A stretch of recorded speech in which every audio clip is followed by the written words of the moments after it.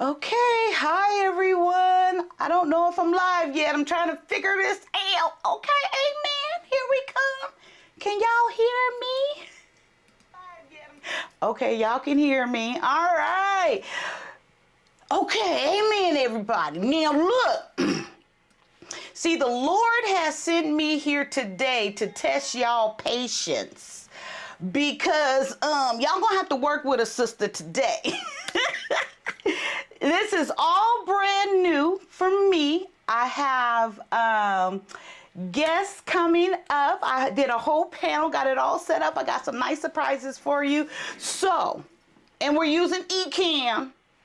And we're not going off the dome, so work with a sister, hang in there. I promise you a great time. Let's get it started. It's me, Juss, Kyia, Jusskyaa. Now, you guys, let me know if the sound is okay, because we've been backstage and some of my guests have heard echoing, some have not. So please let me know if you guys hear any echoing right now, if there's any issues with the sound. I would appreciate that. Okay, and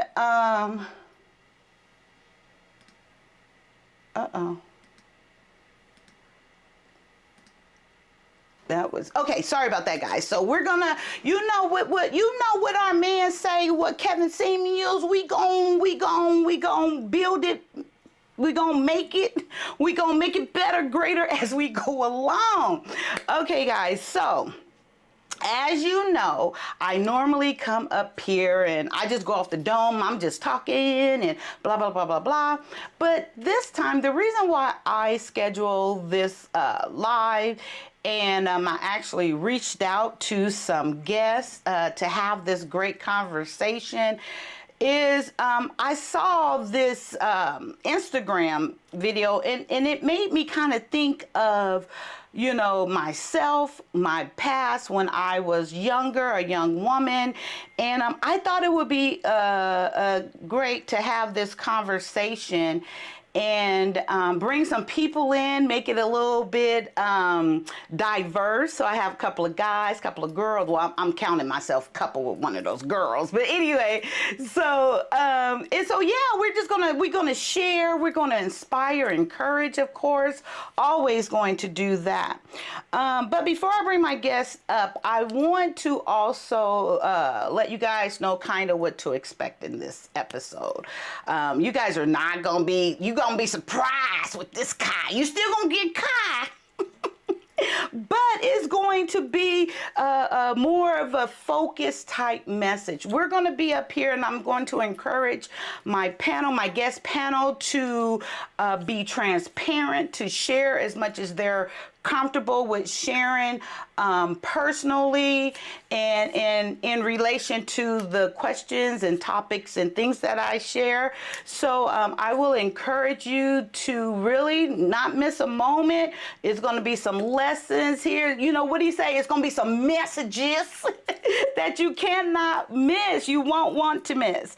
Okay, so without further ado, I'm gonna bring the late one up first. So let me start introducing my guest. I'm gonna bring the late one up first. You know, he's my buddy. I enjoy him. He has my back. It was a funny story when I first reached out to him from Lapeef to be friends with him on Facebook. He's like, "Who are you?" I normally don't be freeing people and all this. I was like, "Oh, you won't regret it now." But anyway, we've been friends on Facebook ever since then, and back and forth, enjoying each other's content. And yeah, it's no other. Oh, I have to put one disclosure here. Just give him a chance and listen. Just listen a little bit longer. If it sounds like you getting confused, just keep listening. He's making a point. I promise you. It's E Black in the house. Oh, wait. E Black in the house. Hello. Did you hear it? Can you hear me? Yes, I can hear Can you you. hear me? Okay, Yeah. great. How you doing, Kai? Good. Can you hear this? Okay. I'm good, but you're a little low. Oh, okay. Don't be exposing my Facebook stuff. Oh. My bad. Is that better? Yeah, that's better. Okay, thank you. Okay, so how are you, E Black?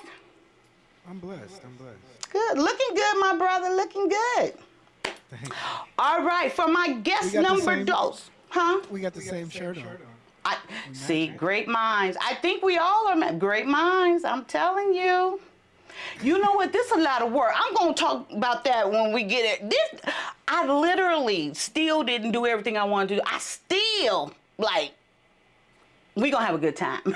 So for my next guest that I'm going to bring up, it is a man with a plan. He critically drinks a little bit too much. I don't know if that's true or not, but he claims it. So, and I thought of him for this conversation because he is one of those men that are willing to share, talk, articulate himself, and answer the question. So I thought he would be a great person to have up here to have this conversation. Is no other than Arshawn, the R-man, the critical thinking, drinking man.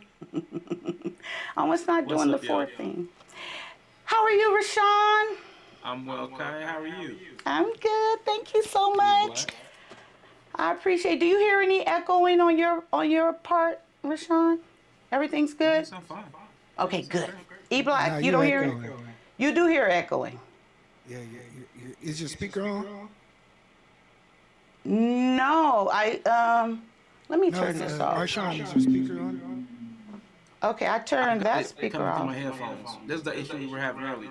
I was Yeah, having that's what we echo was and doing. The other person was having echo.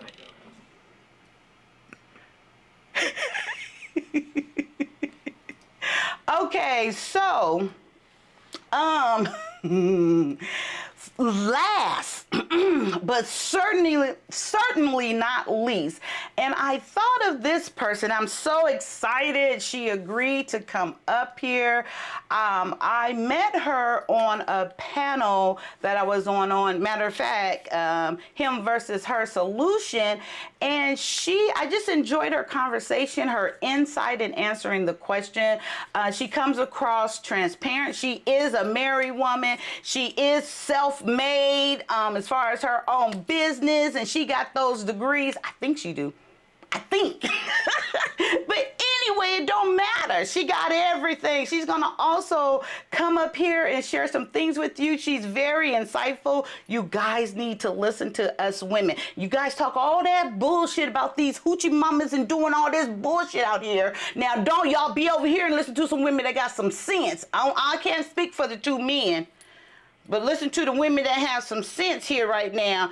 E Black look bored, but he's not. That's just the way he look. It's all good. Okay, you guys, no other than Terry, the boss lady. And everyone's, it did go to the four. It did. Hi, Terry. How are you? I am well, and real quick, just want to let you know that I'm not married yet, so just want to. Oh, amen, girl. You may be blocking my blessing, girl. See, no, that's me manifesting your blessing. That's what I'm doing. Yes, I will take that. Yes, that's what that is. Because the way you talk and articulate yourself and have yourself together, as far as what I've known of you so far, it's coming or it's there or you're engaged. No? Okay. Amen. We're going to leave that right there. But see, the thing of it is, what you got to respect all the way already at the beginning. She came in and being honest. She didn't have to say anything. No, y'all wouldn't have known. So look at that honesty. She fit right in here with Kyle. We tell the truth. We ain't got no reason to lie to y'all. So you got to come over here and continue to listen to this great advice. E Black, you okay? You need some air. I wish I could give you some of my air condition. You okay? No, I'm trying to get comfortable with this e-cam. What's wrong with the e-cam? It's showing all your glitches. I got a plate. Look, I have a plate of oxtails sitting in front of me, and I can't hide my screen, so I'm kind of like mad. Oh, you can. Oh, amen. Lean to the side. You can eat.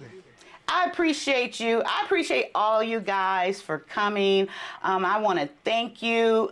It is last minute. But I'm going to show what sparked me to really want to have this conversation. It hit close to home for me. And everyone that watched my show It knows looks like that we all have echoes. Are you guys That's what I'm echoing hearing. out there? I don't hear an echo, but Everybody else is hearing. And I hear E Black and Terry echoing, but not Kai. Really? So, okay. So everyone's echoing. yeah. And I hear Rashawn echoing and the young lady echoing, but I don't hear you echoing. So Okay, let me see what the. And then they say they hear the echo out there as well, huh? All three have echoes. Oh, Lord. Okay, so let me go back and change the.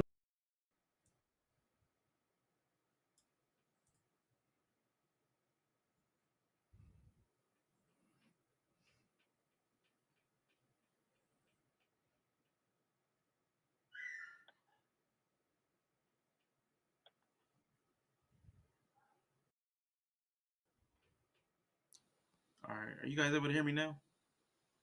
yeah. You don't Yes. have an echo now. Okay.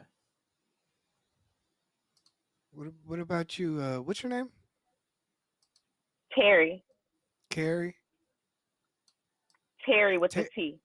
oh, Terry. Okay, Terry. And then Kyia. Yeah, everything sounds good. Yeah. So Kyia, it's on you. You messing us up. You And Yeah, now muted, you're you're Kai. on mute muted. now. You muted, Kai. Okay, can you hear me now? Yeah, now you Yes. good. Is anybody echoing? Nope. I Nope. think it No? was me. I had What a secondary audio service that was in the background, but I wasn't using it for audio, but it was Okay. still capturing So something. you're good? Everyone good? Oh, look at those greasy lips. Okay, Terry, you good, love? Yeah, I'm great. Okay. Now, what about you guys out there? Is there no echo? It's still echoing? I just heard it with Terry. Oh, It was Terry. just so weird. I don't know what's going on. I don't have no other anything open. Still And I echoing. do hear you, Rashawn. I can hear you echo now when you talk. Okay. Let's see. Okay. I think it's okay, wait. Okay, wait. Let me do this. Let me mute that one. Okay. Now let's see how is that working out. Am I echoing? No, you're not I don't echoing. hear an Am I echo from echoing you. everybody? Terry, what about you? Am I echoing still? You were never echoing. We were. Okay, do you hear them echoing now? I still do. Yes. Mm. See, Okay. What drop the about StreamYard link. Hush, stop. No, we gonna figure it out. Wait. It's because her mic I is just picking believe what Brianna said. up desktop. It's because my mic is picking up desktop audio. But I turned the desktop. Oh, okay, let me go back Do to you have settings. headphones?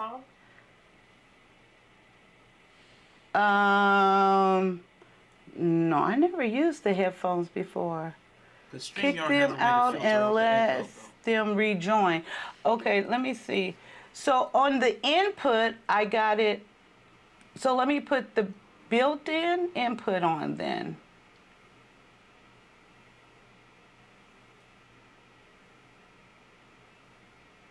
It should be monitoring off.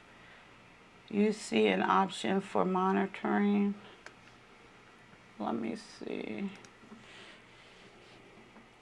Okay, so, oh, E Black Happy, he get to eat. Is echoing cancel feature on? Okay, I turned it off. The echoing cancellation feature off. Am I echoing, Terry? No, ma'am. Oh, you said I never was. What about Rashawn? Am I echoing? No, but I just heard Terry echo. And I can hear Everybody's still you. I echoing. can hear you. This is Ecam. No, this is not Ecam. Don't blame them. This is Kyia. Okay, let me try one more thing. So you guys, does that mute you guys? Yeah, that mutes you guys. Okay, we don't want to do that. Okay, so sound effects, that's mute.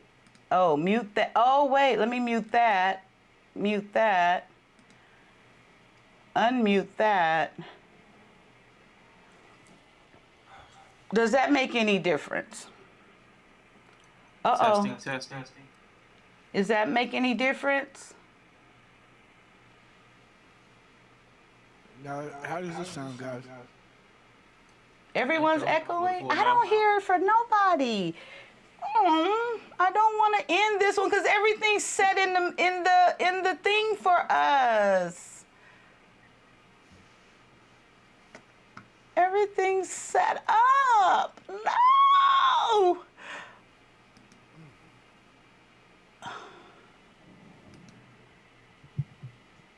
All right, I'm back, y'all.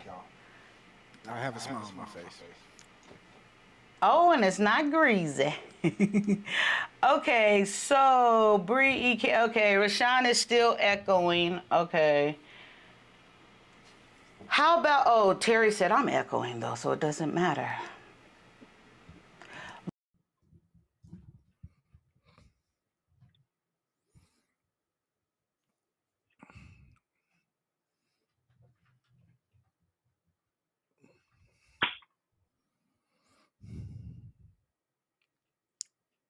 This is welfare Ecam.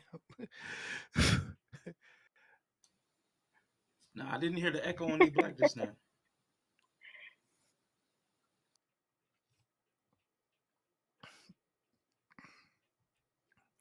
I think whatever you just pressed, Kai, it worked for you.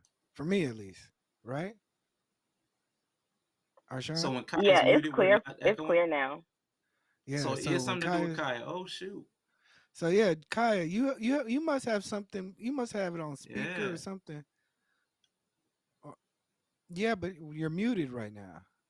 So it is a feedback loop. So it is hearing like the same way you're hearing us. Your computer is picking up and putting it back in again. That's the echo. So like you're muted, and so we can't hear anything you're saying.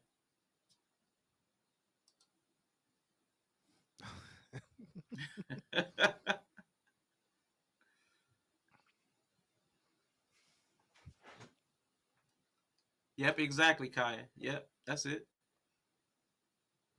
Yep, and that too. Mm-hmm. So yeah, that was a good Yeah, that was question, a great Kaya. point. Yeah. Yeah. Yeah. Oh, for I real, totally Kaya? agree. You don't say. Sean, did you hear what she said? Okay, Man, that now, was amazing. how's that? Nope. Echo.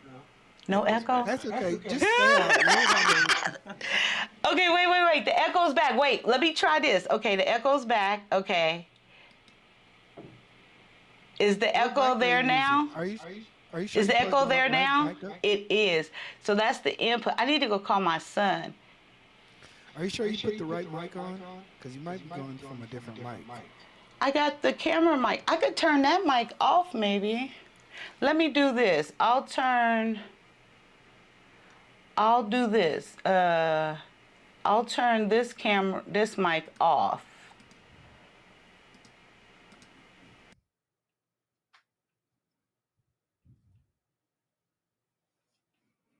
And okay. Can you guys hear me? Yes. Is it an echo? Arshawn, do you hear echo? Is there echo? I'm not hearing an echo. What about you, Terry? I don't hear one either. Hey. Mm-hmm. See, persistence pays off. It was all me the whole time. Okay, let me see. Oh, I got Bree back here. Let's see. Yeah, we were just wasting time for Bree. Right. Assign a place. Mm. I can only have 4 up at a time, it looks like. Oh, She gonna We invite gonna get somebody it to say together. cup. We gonna get it together. Bree, can you see the show right now? Yes? Yes. Okay. Are you willing to hang around, or do you want to, I can, rotate us, or you don't want to do that? I'm going to leave it up to you, Yeah, Brielle. I can be on. I can be on for about 20, 30 minutes, and then she can come in because my son just made it. He just made it home? Yes, baby boy. Okay. Well, you want to do that? And you going to come back? No, she said she about to bounce her in 20 minutes. Or you going to leave in 20 minutes? Yeah, I'm going to I can step out in 20, 30 minutes, and then she can come in and take my place if she wants. And then you're going to come back? If you want me to, I thought maybe she wanted to come in and talk. Okay, let's go. Oh, she left. She Kick gone. E. She already left me. Okay, we'll figure it out. Let's get started, you guys. We'll figure it out. E Black, calm down. Don't show frustration. See, that's not a good sign. Just relax. You shouldn't be impatient. You, no matter what, you knew you was gonna be here, so your time is not being wasted. No matter what. So choose to be happy. Choose to be content. Choose to know that everything is okay, and we about to have an amazing show. We already are. They get to see the bloopers and everything. Anyway, see, I'm gonna show you something too. Wait, look. This is a quick, you guys. This is something that I want you guys to see. And this is in lieu of the way that E Black is acting right now. And I'm Uh-oh. going to show you this. It is so funny. So, Terry, don't leave. Okay, so let me put this. Wait, pause.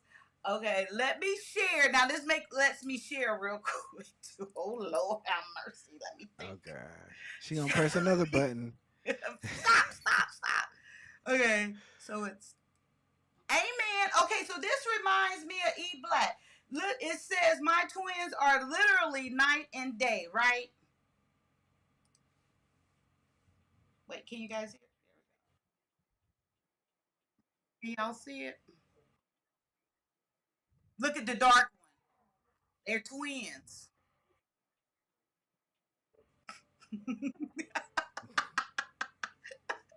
That's me. That's E Black. Oh.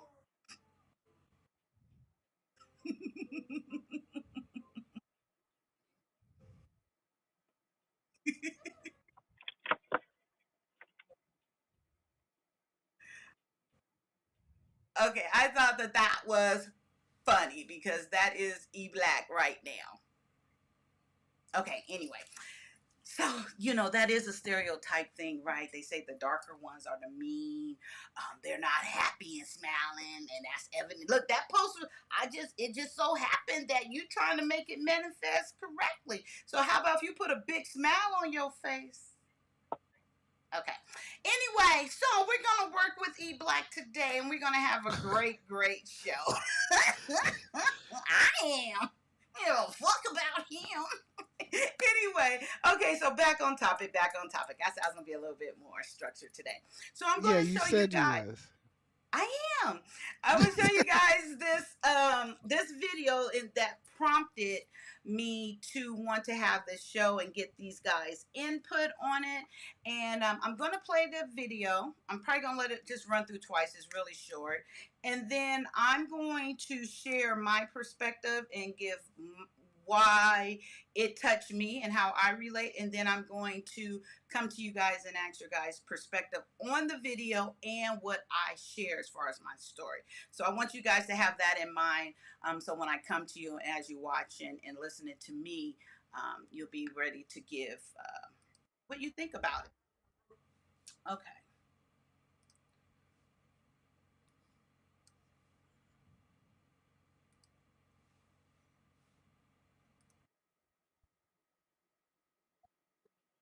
Can't hear it.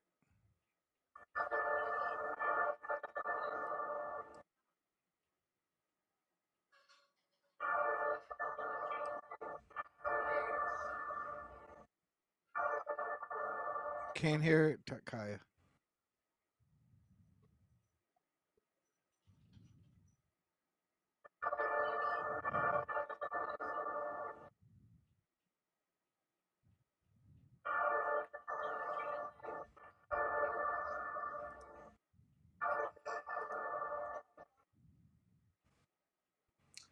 Okay, you guys. So did you got the gist of right? So when I saw that video, actually I All right, saw Sean, are you it. gonna tell her? Oh, am I on mute? No, you didn't hear E Black that entire time, Kai? He said we couldn't hear the audio. Now I was able to read the screen, like so I could tell that but yeah, we didn't hear a single thing. Yeah, we didn't hear a single thing. Okay, you know why? Because I had it set up. Okay, amen. Okay, wait. Okay, one more again. Here we go. Wait, I know exactly what that is. Okay. So nobody heard the audio. Okay. So it's the built-in. Okay, so there. So I got to fix one more thing. Then the sound. Look how frustrated E Black looks. Poor thing. That is just not good. Wait, it's all on.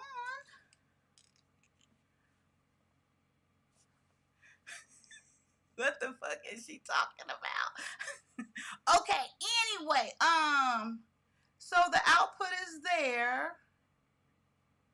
and then the input is there. Okay, take that away. And I tested this before y'all came up here. Can you guys hear me though? Yeah, we can hear you. Like, so for the audience, I think you should just act out all of their responses. Like, you listen to it, and then you act out everything they say in their body language. Like, go through the whole motion. Oh, wait. Can you hear it? Nope, No, you can't hear it? not at all. Oh. Well, it's not even playing. Well, no, I'm pushing play. Nah.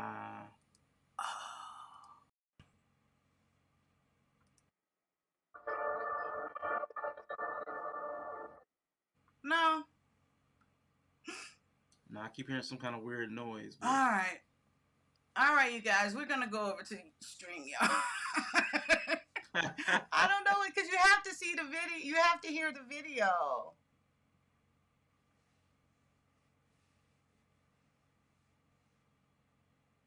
To be able to, can you guys hear me now?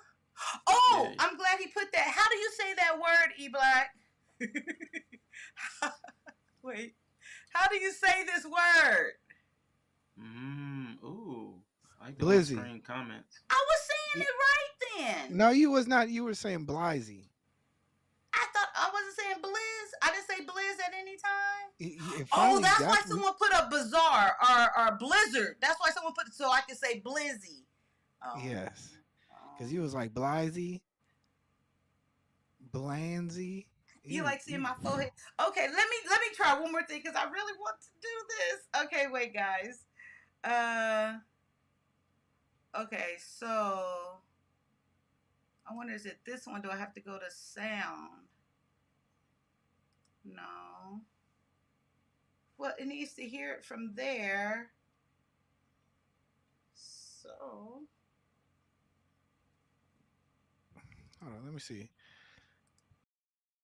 Ecamm play video. Can you guys hear it? No, you can't hear it. Yeah. Can you hear it? I hear that. Oh, you do hear it? Okay. And I'm echoing now, right?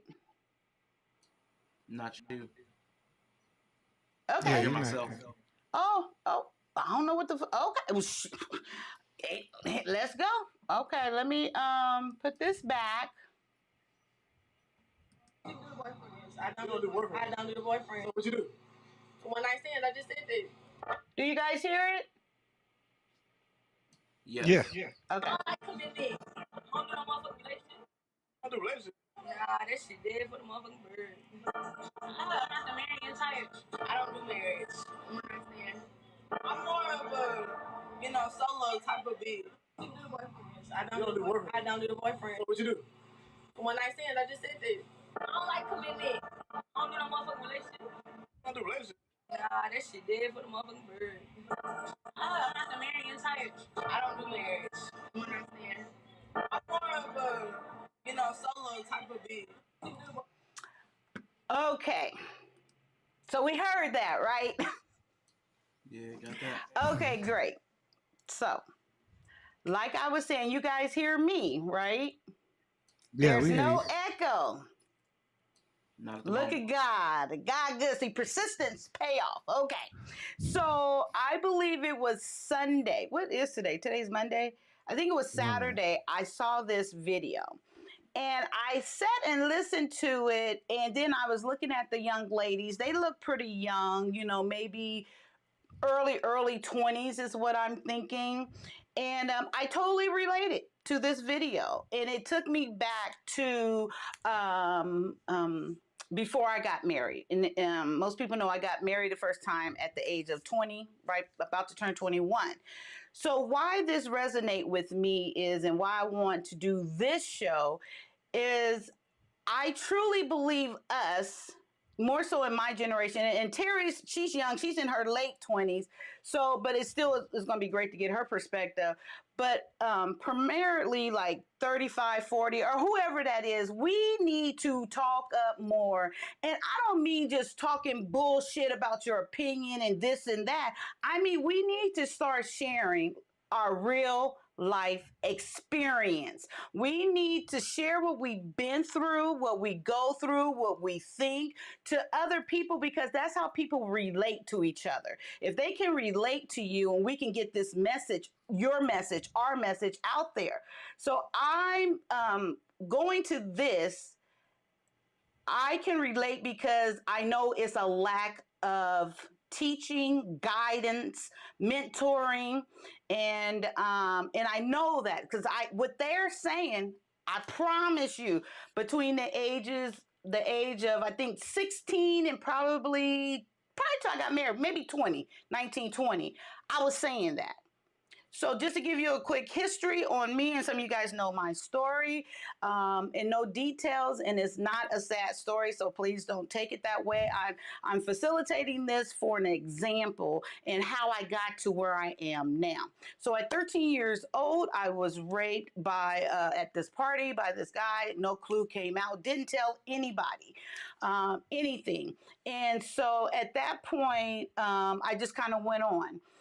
And I was a virgin, of course. And then, so my mom was a single mom raising me. She always was very protective of me. This is the ironic part, and I'll say this real quick. This was the very first time my mother has ever let me out of her sight.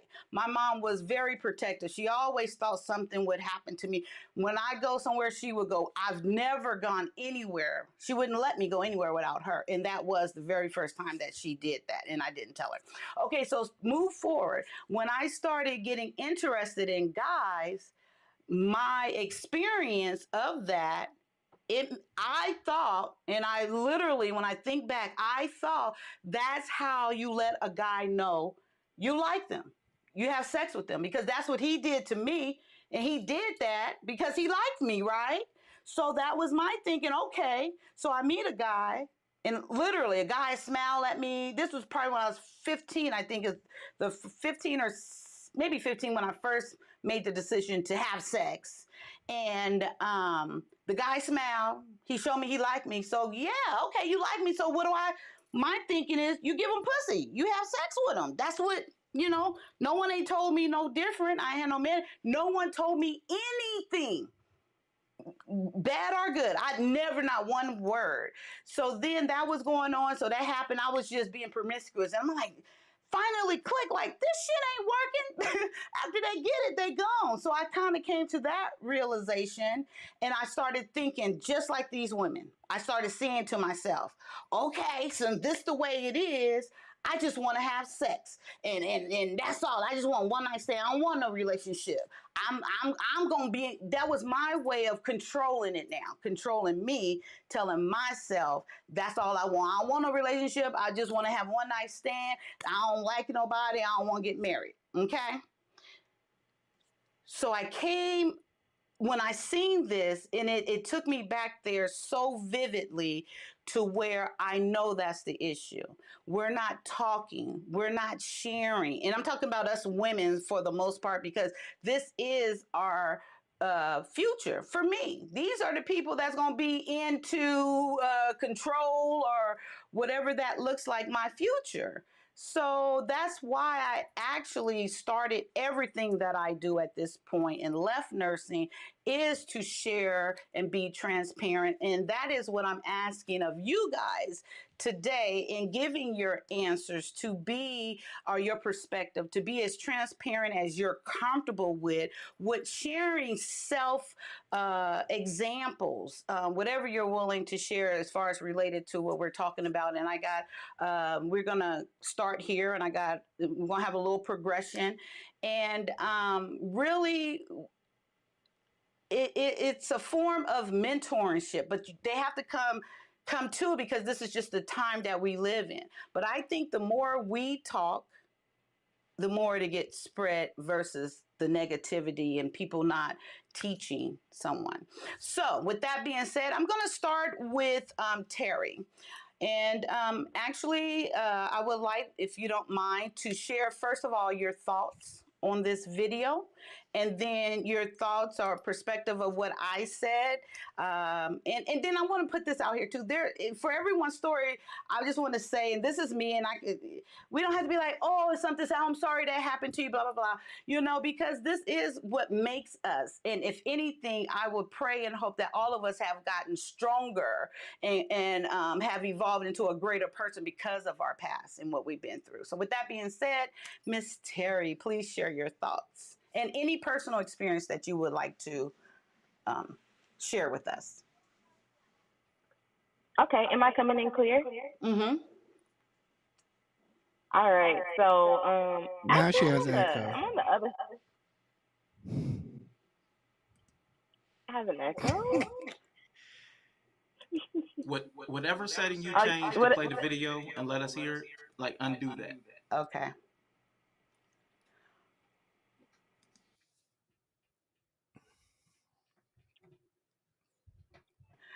Okay, let me go back and change it. Let me go back in the settings. You guys can hear me, right? Okay.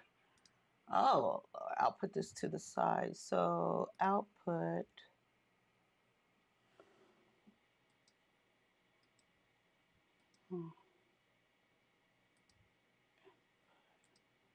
Okay, try that. I'm gonna keep that up. All right, am I coming in clear?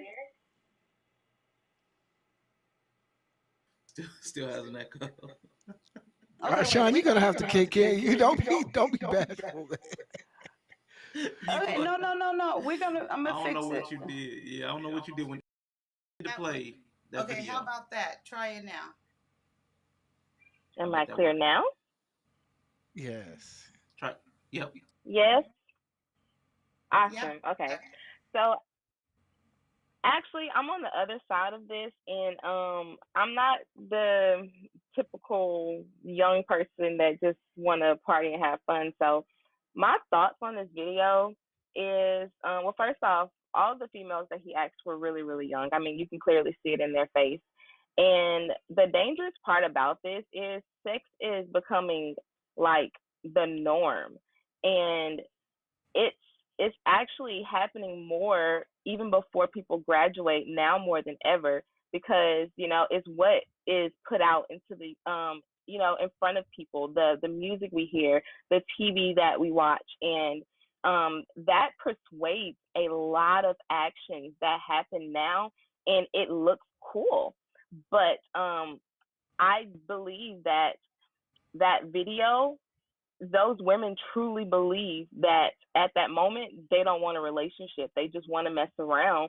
And it's unfortunate because messing with so many people is dangerous, because who you sleep with who they slept with. I mean, that's just how it works. And it's a lack of sexual education. It's not talked about what a healthy sexual relationship looks like, when you should have sex. I actually did not have sex the entire time I was in high school. When I made that choice, I was very happy with the choice that I made. But I never once was overly peer pressured to have sex in high school. And everyone around me was doing it. And everyone was like sleeping with people, one night stands. And for me, being exposed to that, I just knew better. First off, my mom is crazy, y'all. I would never, ever, ever, ever, ever put myself in a situation where I would get pregnant. First off, pregnancy scared me when I was young, and I said that I was never having kids. So I think it's all about what you're exposed to, because I've been in a lot of situations where things could go bad. I've been in some situations where I was tempted and I wanted to do it. But what always had stopped me was the fact that I was like, I don't know who this person's been with. I don't know if they have anything. What if the condom break? You know, and I'm different than a lot of people, and it's not cliche. It's just honest, because I like to think before I do something like that. That is life changing. I could potentially get AIDS and HIV from this one night stand. And women also, these girls don't even realize men don't really want to be with you if you got a lot of sexual partners. It's like, you know, they if they hear that you didn't have sex with a lot of people, they just gonna be like, I'm gonna try it, you know, I'm gonna do it just to, you know, see how it feel. But they're probably not gonna, you know, wipe you up. And that's just, for me, I have a lot of male friends, and that's just what I hear, and it's very common. But it's the it does need to change. The conversation needs to change. It needs to be healthier sexual education. But they probably was all friends. That's the crazy thing about it. It probably looked like it was just random people, but they probably was all friends, and they think that is cool. But like I said, I was on another call, and I had mentioned people glorify being single right now. That's just what it is. You know, marriage is not a priority, even though we need to get back to mothers and fathers, and, you know, in the same household, married happily, learning how to work together. But people that glorify being single, they can do that all they want, but at the end of the night, they want someone to lay down with, you know, for forever. Um they want someone to confide in, to have that intimate time, to talk and just get to know one another. And they can front, and they can say this one night stand because it sounds cool. I think that's what it is. It just sounds cool to them. They think that that's what's popping. But thankfully for me, and listen, y'all, funny story. I actually could have possibly ended up having a one night stand. My child's father, and I knew him for months, but, you know, I was very interested in him. It was a birthday party. I was lit. I was having fun. I walked over to him. I said, "You want to share your cover with me?" Because we was listen, y'all. I was a smooth talker, I thought, but you know, the difference was we were friends before then, so it didn't really seem like a one night stand, but, you know, it could have turned into that. And I decided to make that I decided to make that choice because I could see myself being with this person, and he's such an amazing guy. And it's just, oh my gosh, it is so glorified. Yes, yellow pill coffee code is glorified, and unfortunately, you know, I don't think it's ever going to change, no matter how much we talk about it, ever. Muted. You muted, Kai.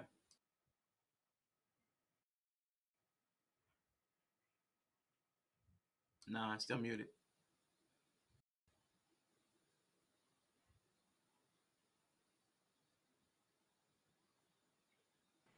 Can you hear me? Yeah, not you.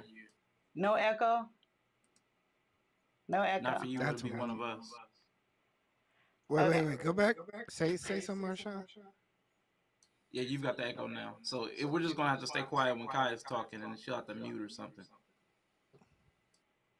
Okay, I'm gonna figure it out for next slide because there's something I don't have set up right. Okay, so Rachel, I'm gonna come to you next, and going off of what kind of piggybacking off of what Terry was just sharing, and I get that. I get sex education. I get all of that. My thing is because even he was in two different locations, but even if that is the case, I'm telling you, literally, I didn't have people in my ear. You know, y'all know I'm 54, and I literally were saying those same things, because that was what I equated to my interaction with guys and with having sex and with them not wanting anything beyond that. And I'm not saying it's their fault. I'm saying that I didn't have a mentor. I didn't have any examples, no one to talk that inspired or talked to me, told me this is right or wrong. And so that's what I'm saying about what I relate with these girls. And I think there's a lot more. And of course, it is being glorified. It was on its certain level back when I was growing up. It wasn't a big thing. People just wasn't talking about it. But now everyone's talking about it freely, because believe me, if it was like this back then, that would have been me. Someone would have called me on a good day and asked me that. But Rayshawn, what do you think about it? And from a male's perspective and what you're seeing that, and then if you want to include anything personal. Oh, I don't know, because I don't share the typical male perspective. Like for me, I adopt the ideology of people need to do what they need to do for themselves. You've got to live that life, and you've got to handle those consequences. So I'm not somebody that preaches at women about how they need to live their lives. And I don't preach men, if we say we want certain outcomes, then we need to operate on certain principles. But I don't go and tell people how to, especially their own sexual behavior. Like, you got to figure that out. But that's where I will start the conversation. Kind of like sex ed, but we need to do better with how do we develop healthy sexual relationships among ourselves. Because even what we're talking about with sex ed, we're going to say abstain or wear a condom or birth control. You talked about mentorship. Who is actually guiding people into safe practices with sex? Because you're like Terry said, you're not going to stop the urges. That's biology. You're always going to have the urges, so you're not going to stop sex unless you have a really firm controlling hand. So then what we're really talking about is trying to shame people into the behavior that we think is best for them or that we think is best for society. Because we're not actually trying to help them learn how to engage sexually or to even have healthy relationships. We either don't have the time or we don't have the will. So we're failing. It's not really them. I think I've talked about the teaching. We're failing to teach them and instill any good values in them. Like what's the marketing job we're giving to relationships? What are they seeing? We're online all day complaining about our failed relationships. Why would they then go and want one? Because either they see us talking or we're their parents and we're online talking about our failed. They see us. They know what we're doing. They know how we're living. Why would I sign up for what they did? That's what I'm Gen X. Gen X saw what the boomers did. I don't want that. I don't want that fate. I don't want to work 30, 40 years to be unappreciated and then I die and my kids are all across the country and can't take care. I don't want that fate. Now they're looking at us. They don't want our fate. They see us alone or in miserable relationships. So what we're really talking about is some measure of control. We're trying to shame them to control them. Well, let's actually love them enough to help them or to keep our tongue off of them.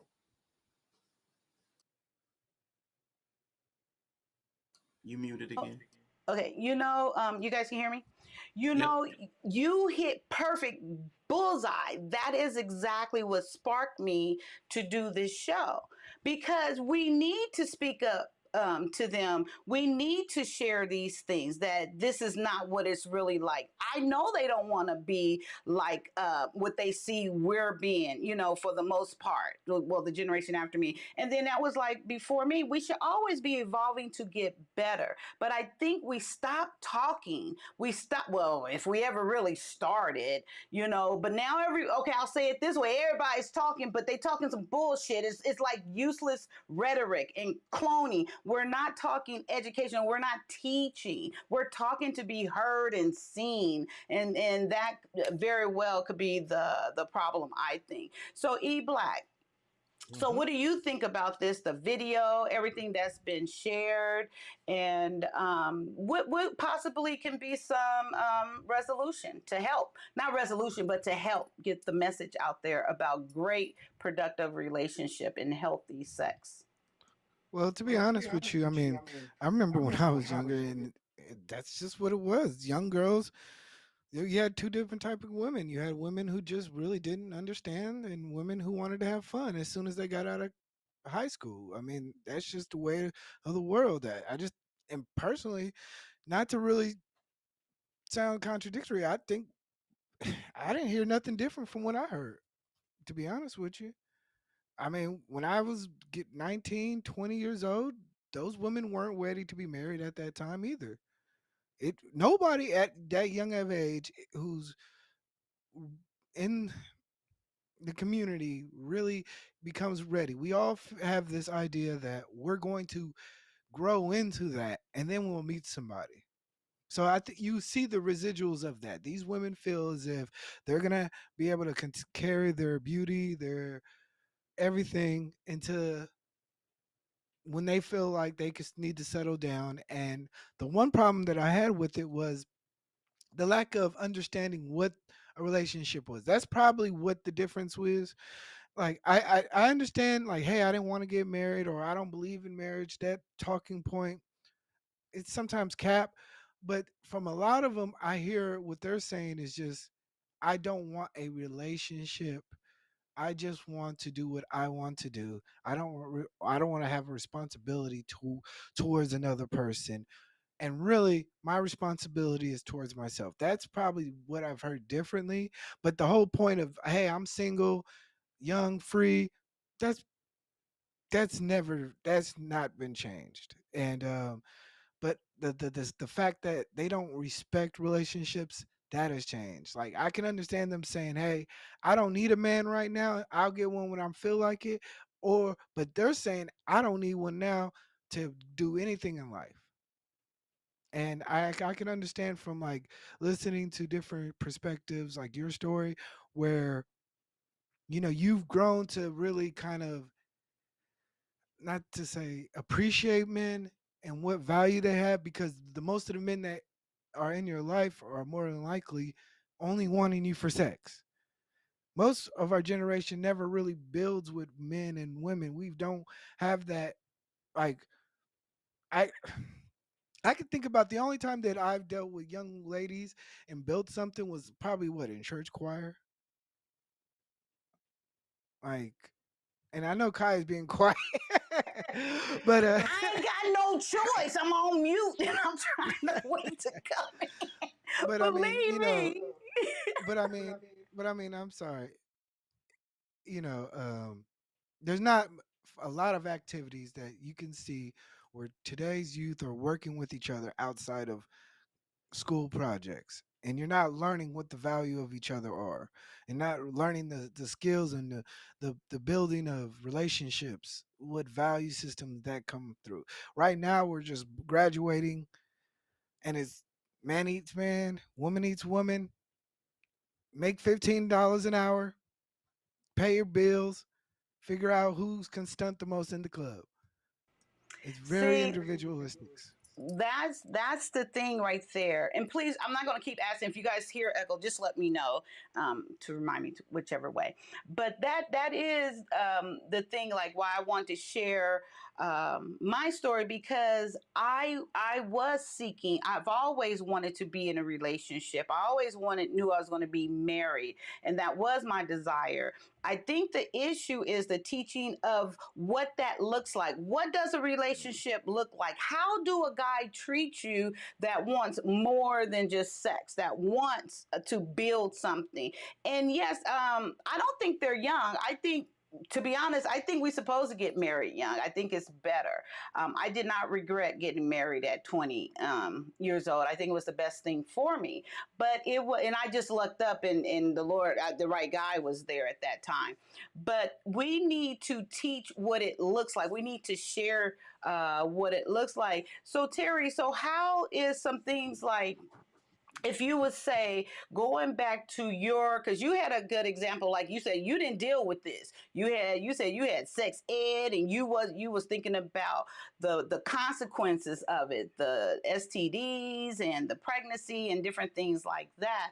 So what do you think gave you that mindset? Was that an example that was before you? And also, what do you think would help promote that, just to get young girls thinking about maybe putting their safety, sexual safety, on the front? Okay, so Um, I actually did not have the typical sexual education. I mean, it wasn't sex was not talked about at all in my household. You know, I'm a super smart person. I mean, I don't even thank God, I love you, God.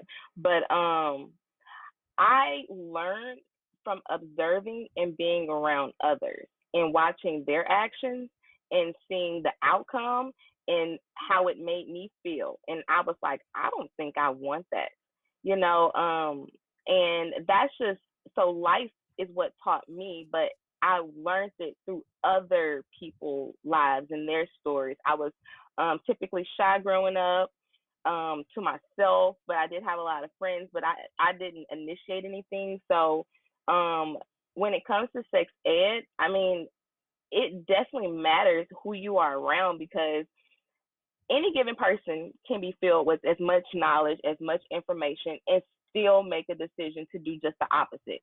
So what I'm saying is we can talk to people, we can do broadcasts, we can, you know, tell them to have better friends, we can do all of this, but it's still going to happen, and people are just going to have to learn from their mistakes.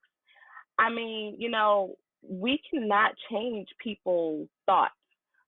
We can encourage them, we can give them advice, but I just truly believe that is really not any saving as a whole. And I've been around a lot of females who had the same experience as you, Kyia.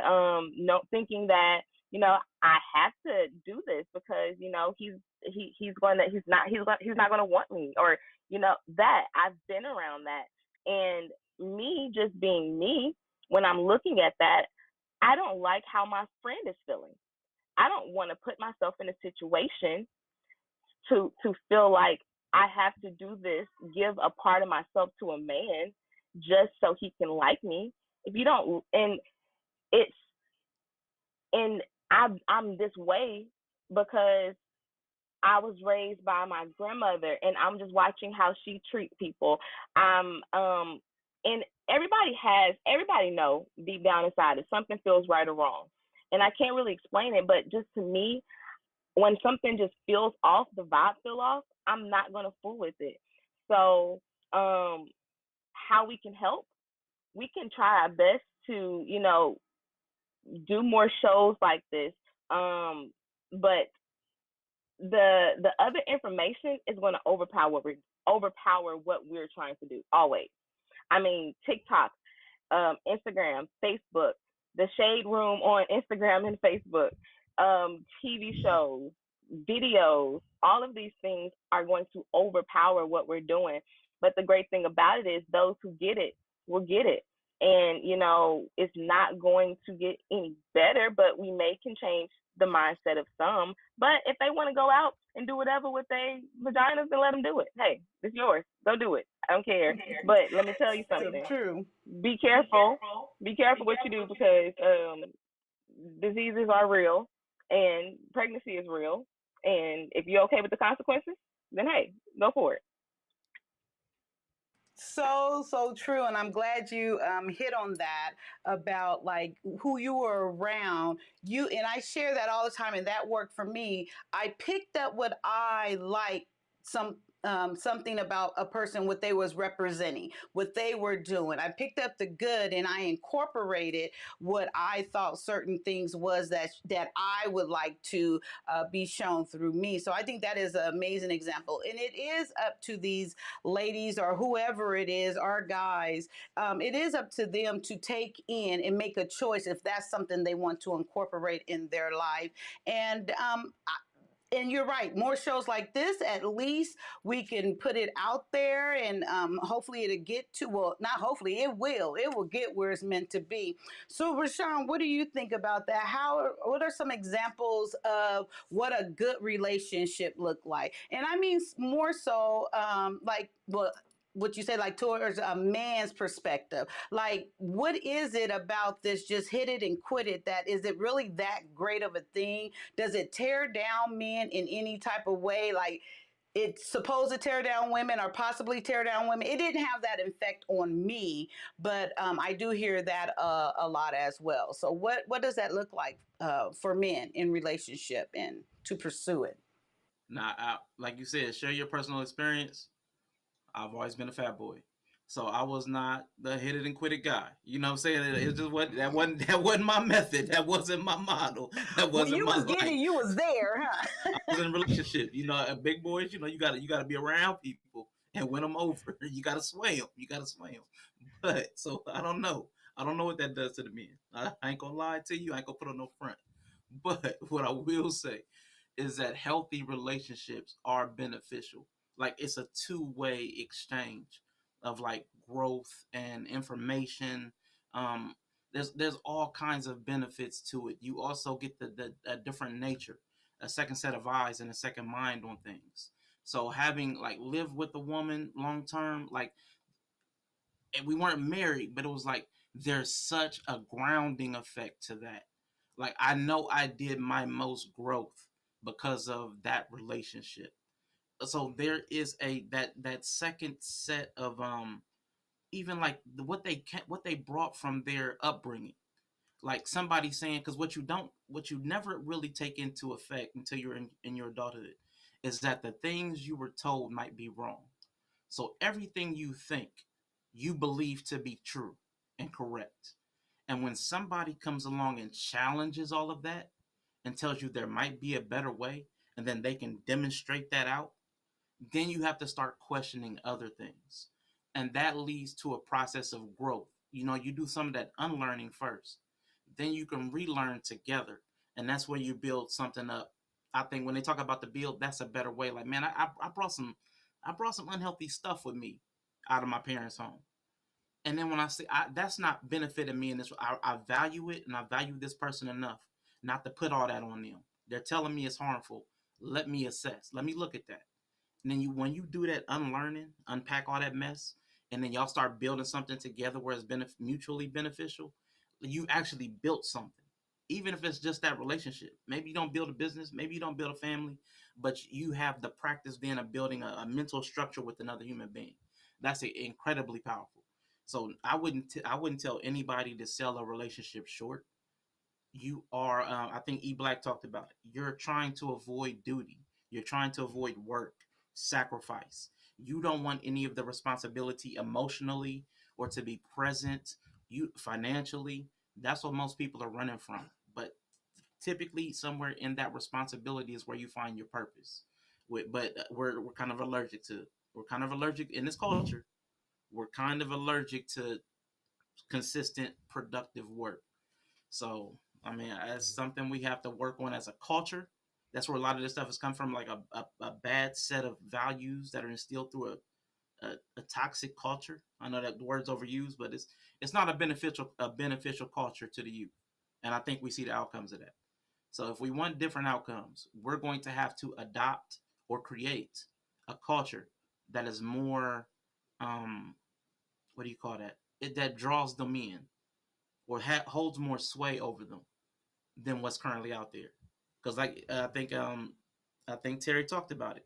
There are all these other things that influence the children, and if we're not willing to do the work to have more influence in the world, then we've already given our children over to them, to the world. Yeah. I like what So Terry said. true. Oh, go ahead, E Black. Go ahead. I like what Terry said. The thing I want want to kind of add is that I used to do HIV/AIDS awareness, facilitating the program um, for 2 years, right? And the way we kind of got the program was set up was to kind of teach the idea of teaching yourself or understanding the role of high regard and deep respect for yourself. Like you don't want to have STDs or get pregnant because you have high regard. You have deep respect for your family. You want to continue with the community. That is kind of what we were kind of teaching, and I think that is a good mantra of philosophy to kind of like pass on to say, hey, do you want to have kids? If do you know what it feels like to have children? do you have respect enough for yourself to say no? Are these situations that you want to put yourself into, do you really understand the ramifications that it has on everybody else? These are kind of the you have to kind of, because talking about changing the culture, I understand it. I would love to change the culture on a grander scale. However, I think on an individual scale, just talking to an individual person is teaching the person how the chances they take and the choices they make can affect them for a long period of time, and understanding that they have a lot of the choices that they can make. There is no choice that they cannot make that doesn't involve their, you know, foot forward. You know, everybody can. You don't have to do anything. For most of the part, some people are forced into it, but for the most part, when it comes down to it, you have a choice, and you have to understand that that choice should be in your best interest, in the high regard that you have for yourself and your community and the people that represent you. Some people, like I said, don't get it. Thank you, E Black and Terry. Yes, I see that, and thank you for coming up. And so Terry has to get going soon, and I just want to give you an opportunity to share. I put your link and how you could be reached in the what is that thing at the bottom? The message thing, you know, where you Chat. can put those links. What is that called? Not the chat. You know, when y'all, yeah, y'all see it. Push see more. All you guys stuff is there, and so I put it there. So Terry, what would you like to say before leaving us? And I like to thank you. I appreciate your input and for coming on in the first place. Absolutely, kind of bittersweet because, I don't want to leave, but baby boy is here and, I just want to make sure I get some time with him. But I first thank you for even thinking of me to come on and share my opinion. I know most time it's not popular because I don't say what people want to hear, but I say what people need to hear. And I just wanted to real quick say with E Black, right? Yes, ma'am. You with what you said, I want to say that's absolutely right because people don't weigh out their consequences.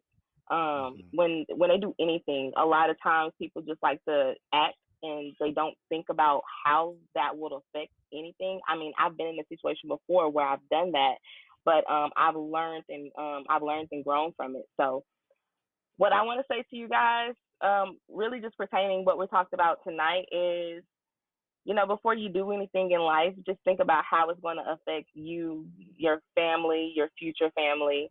And if it makes you feel good, regardless, do it.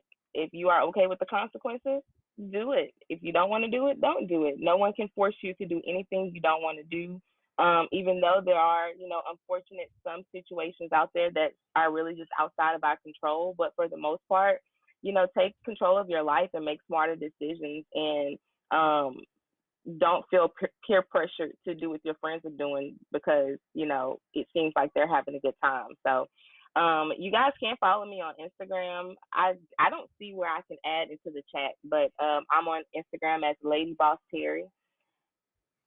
So yeah, Oh, she got it in your description. That's what she meant to say. Yeah, okay, in the yeah. I put description. Okay, everything. You see what I'm talking about, E Black, right? Yes, she put it, I've your been stuff in the working. I description. put it all right there. They just gotta see your name and they can click it. They go right to you. perfect. Well, that sounds beautiful. Well, you guys have an amazing night. Stay blessed, black, and highly favored. All right, thanks, Take care, girl. Go Terry. take care of that baby Take boy care. of yours, and I will be reaching out to have you up again sometime. So thank you. I appreciate you. Yeah. Perfect. Bye. Now, Miss Kaya, this little What? small little black TV, can't nobody see that. Wait, Can't, boy, you better be glad I just found that button. Wait, I'm trying to figure out how to get us go back the other way. But oh, you got to do a fake one. who's that white man right there? I know. Yeah, you know I was looking for an Afro guy. But I'm gonna leave it. I don't. I'll figure that out later. We'll have white boy in on the panel right now. But yeah, I'm telling you guys, I was working hard. I mean, I still didn't get everything done that I wanted to get done. And anyway, amen. Thank me, because I did good as far as I'm concerned, and You stuff. did So You really did good good. considering. I know, right? I really, believe me, I was struggling. I couldn't figure out how to get the links down there. Oh, Brianna, would you love? I would love it if you would love to come back up, Brianna. I would appreciate it. And look, come on, girl, come on. You still got the link. But Rayshawn, you touched on something. I was going to save it kind of last, but since you already touched on it, I'm going to show this, and then I want us to talk. This was going to be towards the end of it, but we're going to talk about it now because I think that this is a great point to where if you know what something looks like and you know what to expect and how to get it and how when you shared when you was living with a person, how it made you a better person, how relationship and marriage, it's an amazing thing what you guys do for each other. If you guys, once we get in it, is committed to it and really open and want to make and have this work. So I want to share this and then we'll talk about it. Brianna, I know you're gonna come back up, girl, right? Okay. We gonna wait for While the you getting that video. queued up, can I respond to something E Black said? Yes, absolutely. I totally agree with what you said about the And mute self worth. yourself, Kyia. What you said about the self worth and the value is important. But in a lot of, like, I'll say the poverty part of Black culture, there's on a class level or economic level, education level, there's a line where most people have dysfunctional families. They're brought up in that kind of environment. Um, so the culture that they're coming from, the people around them, that the families, they can't derive value and a sense of worth from their community because it's broken, or their family because it's broken, and may even have harmed them in heinous ways. So how do we then get somebody to develop self-worth with that kind of, I'm saying, with that kind of baggage in their background? Now that's why I say, like, what you talked about with the consequences, you can promote a culture of critical thinking, like an independent thought for a person that will transcend, so their understanding and thought and not falling into impulsivity, that would be helpful. But I mean, it's hard to get somebody to derive like self-worth or value based on like family. Like, don't do this because of your family. Well, my family hurt me. I don't really care how it hits my family. Or my community was never there when I needed help. You know what I'm saying? We went to the church and they ain't have my back when my rent was late or whatever. I went to them and they ain't give me nothing, or ain't nobody step up to help me.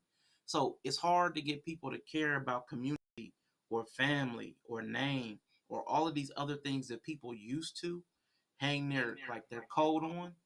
Like, we gotta consider that a little bit more, Well, because people don't well, have the like I same said, thing. sometimes what it is that if you live in a tough situation to where you're surrounded by a lot of dysfunctionality or things that can hinder your growth, you become adoptive. Start adopting things. We do it all the time in our community. When we see the police, we run. We see, we do when we see bad habits, we start becoming adoptive of these things. We need to start teaching each other how to be adaptive in our methodologies. Adaptives meaning overcoming negativity and becoming a better representation, but not necessarily but understanding that you're not going to leave your situation, because truly we're trying to get to our authentic self. We want to be who we want to be. I think for a lot of us, we all want to be in loving relationships, loving communities, but until we get to that our true authentic self, most of us are adapting to what our environment is bringing in.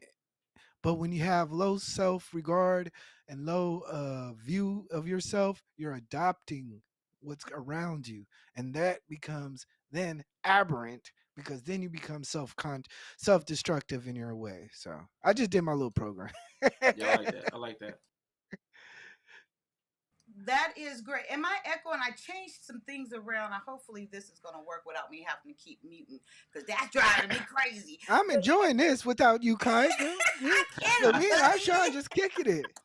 You sound good. You sound good. Okay, great. So so E Black, what you just touched on about the self-esteem and what you surround yourself with, that was like the next video I was gonna go into as well. So since you brought us back there, we're gonna go there next, because that is where I want to go next, and I think that is very important, because no matter who you're surrounded with or who's influencing you or what you're seeing, if your self-esteem is already kaput and it's not built up, you're going to follow the crowd. You're just going to, go along to get along type of thing. So you brought me right back around where I wanted to go next. And I'm going to see if this, okay.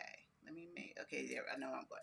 Okay, so to set this up real quick, so I saw this, and I'm sure everyone kind of saw this, and I wanted to bring this into play because I believe that this man, even though he was very graceful and very gracious to what he got, he by no means I don't believe he knows his self-worth, because, well, I want us to watch the video first, and then I want us to comment on it, okay?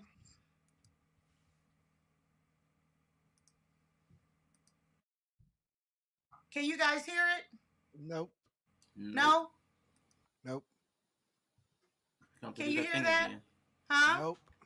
No, you're going to do that thing you did last time.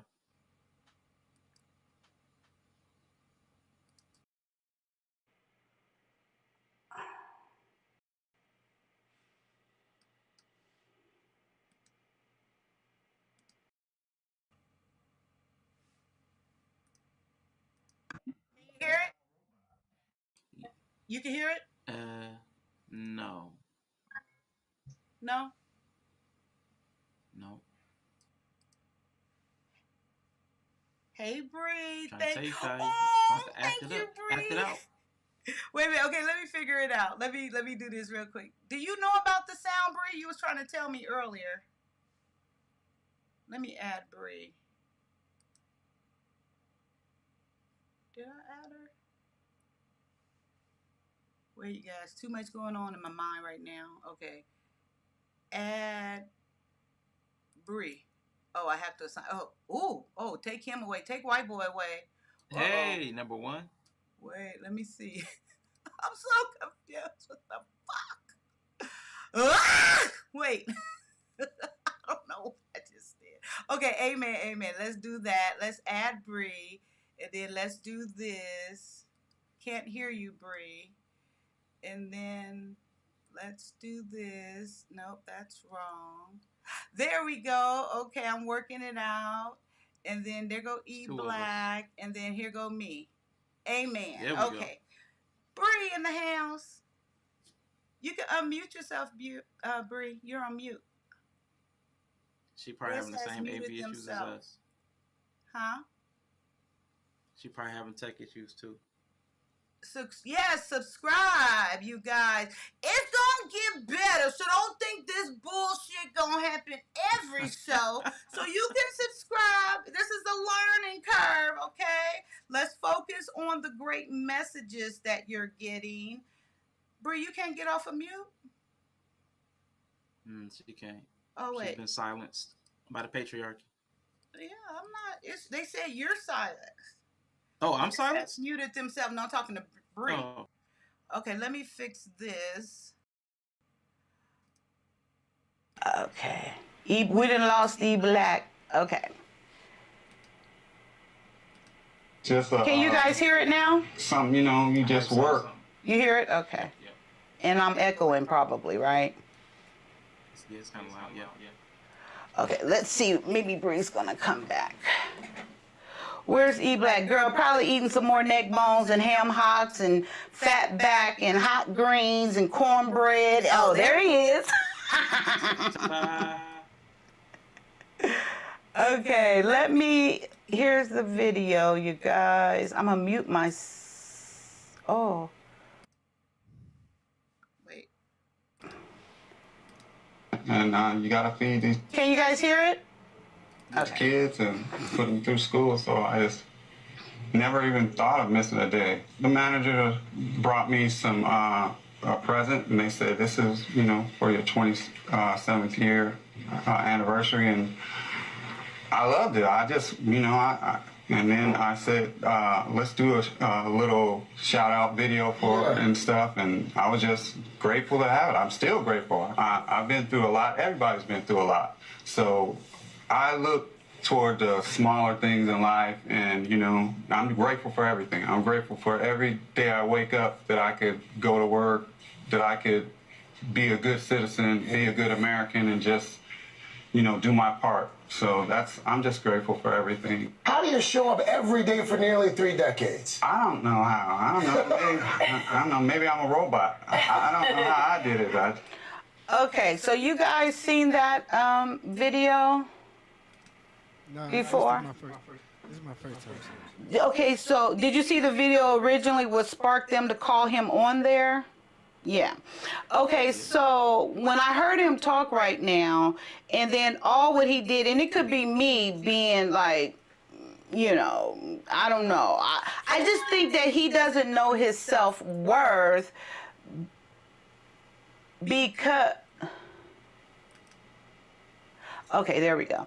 Because, and you're still, it says you're muted, Bree, but it says guest has muted themselves.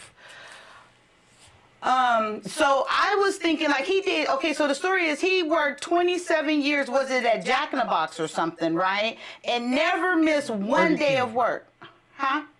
Burger King. Oh, Burger King, thank you. And never missed one day of work. Okay, and the trinkets that he gave him, I thought that was a slap in the motherfucking face. First of all, I gave you 27 years. He didn't seem like he was a manager or anything, and maybe, you know, I don't know. I don't know IQ level. He seems a little simple to me. You know, okay, that's still fine. They could have trained that man, and if he that dedicated, you could have took some effort and trained him. Oh, Sean saying no. Okay, anyway, but I think I'm wrong. But I just felt that was an insult, that was a slap in his face with those little things that they gave him, and then with him not even missing a day. 27 years? He can't get a gold watch? He can't? Okay, I'm gonna let you talk, Rayshawn, and I'm gonna try to figure out what's going on. So what do you think about that video? And then you, E-Black, and I'm gonna try to figure out if it's something because of me why Bree can't unmute. Okay, go for it, guys. Go. No. All right. My thing with that. Okay. Go ahead. You want to go ahead? No, you can jump no, in. you go. Yeah, my only thing with that, because we call this capitalism, and you know, every man for themselves, and you gotta know your worth, and you gotta leverage it to get your value. You don't get what you deserve, you get what you can negotiate. All those principles. Kevin Samuels talked about this quite a bit when it came to women, about what if the guy just makes the average salary and he doesn't want to do anything different. That's just what he loves to do. Maybe that is his life's ambition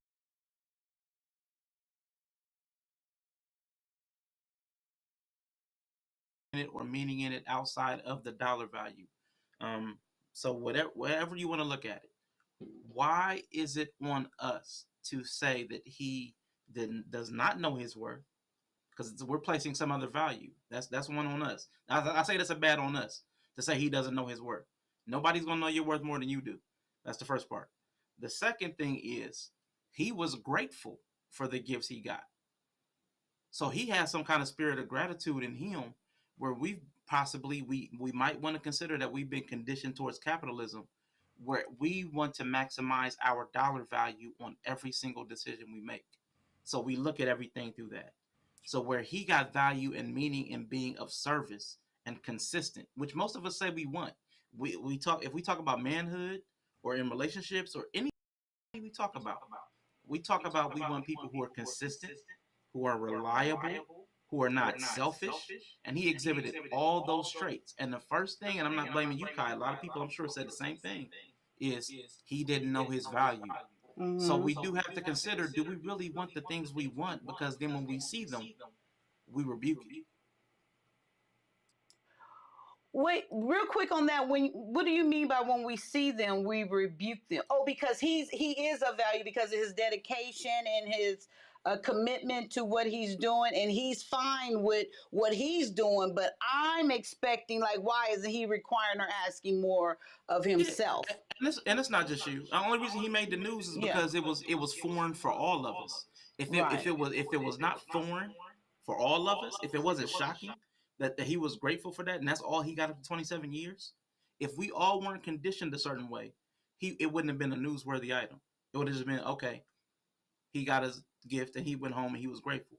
But because to all of us, it sounded crazy because all of us are conditioned a certain way. What?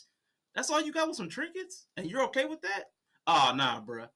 So we have to consider our conditioning plays a part in our response. And the things we ask for, this is like a broader thing, because this goes across almost all of our conversations. When the principles we ask for show up in our lives, we don't even recognize it. Kind of like that guy with the helicopter thing. Like, I'm expecting a helicopter, but somebody came, like there's somebody on a roof in a flood. It's that thing. Because it didn't come the way you were expecting it, you reject it. So we have to be aware of that. Well, yeah, well, okay. First, let's start with the capitalism thing. This is why unions are important. I know certain people don't like to hear that, but this is why unions are important. If you were represented by a union, he would probably at least have some seniority pay or some type of union pay or some type of 401k. Uh, but other than that, this may have been the job that he wanted. It was, from my understanding, a job in the airport. So um, this may have been his comfortability. You don't know what his past life was. He may have been able to just only wanted to do that, and that was good for him. You don't know if he's taking care of other people in the household, or whatever the case may be. He found himself in the situation. So after 27 years, the time flies by. You never know. Um, but anyway, um, his his high regard for himself to show up to work every day is a testament to what we were talking to earlier, in which as long as you understand the goal in the mind and you have a task in life or in just general, you will complete that with your head high, and you will make sure that you do everything as possible to complete said task.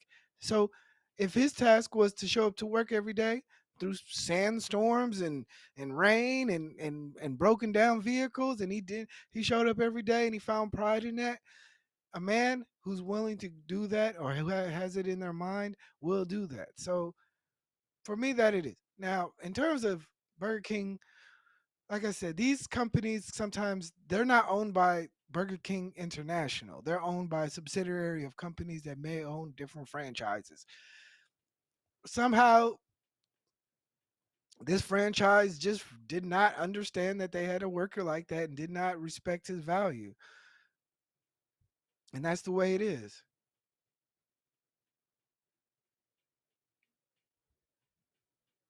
So now, Bree, now your mic?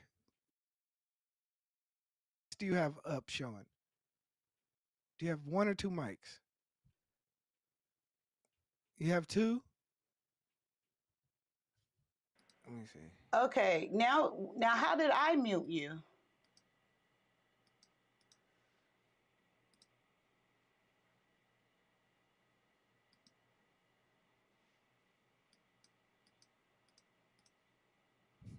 Snuggle says to the people on the panel, what is the purpose you people go to work? Can anyone really answer that question? I go to work because I need to feed my family. I don't go to, well, I also do what I want to do in life. So that's another thing. So,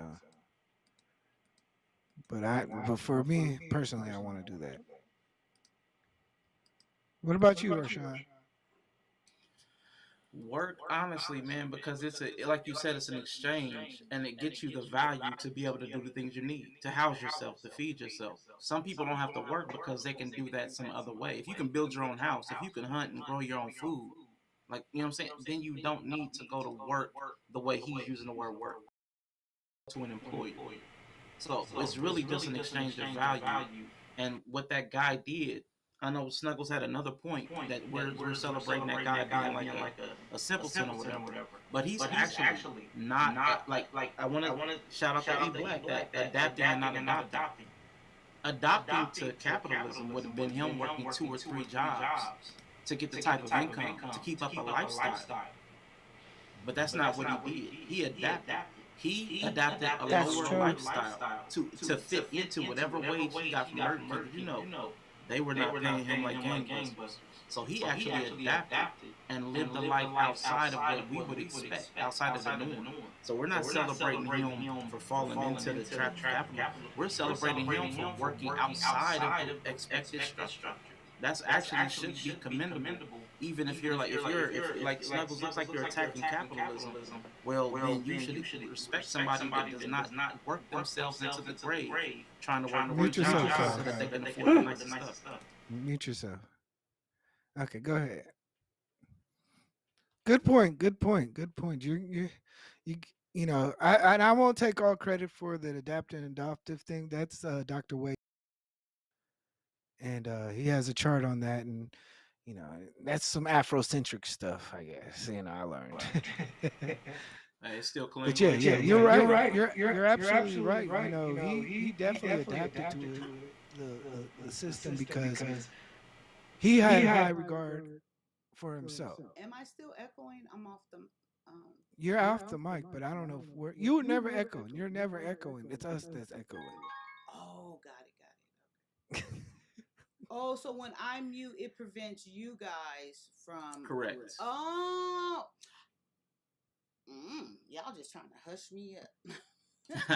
Silence. Okay, let's see. Yay, it worked. What Can did you hear do? me? Yes. Yes. Yeah. Oh, okay. I had to get on my phone. Oh, okay. Everybody, we gonna work this shit out. Don't let this discourage you because the message is on point. I don't know what the fuck y'all talking about. This is some serious good conversation. This what I'm talking about. You know what? Because amen. Let's go and keep it pushing. Amen. Shut up.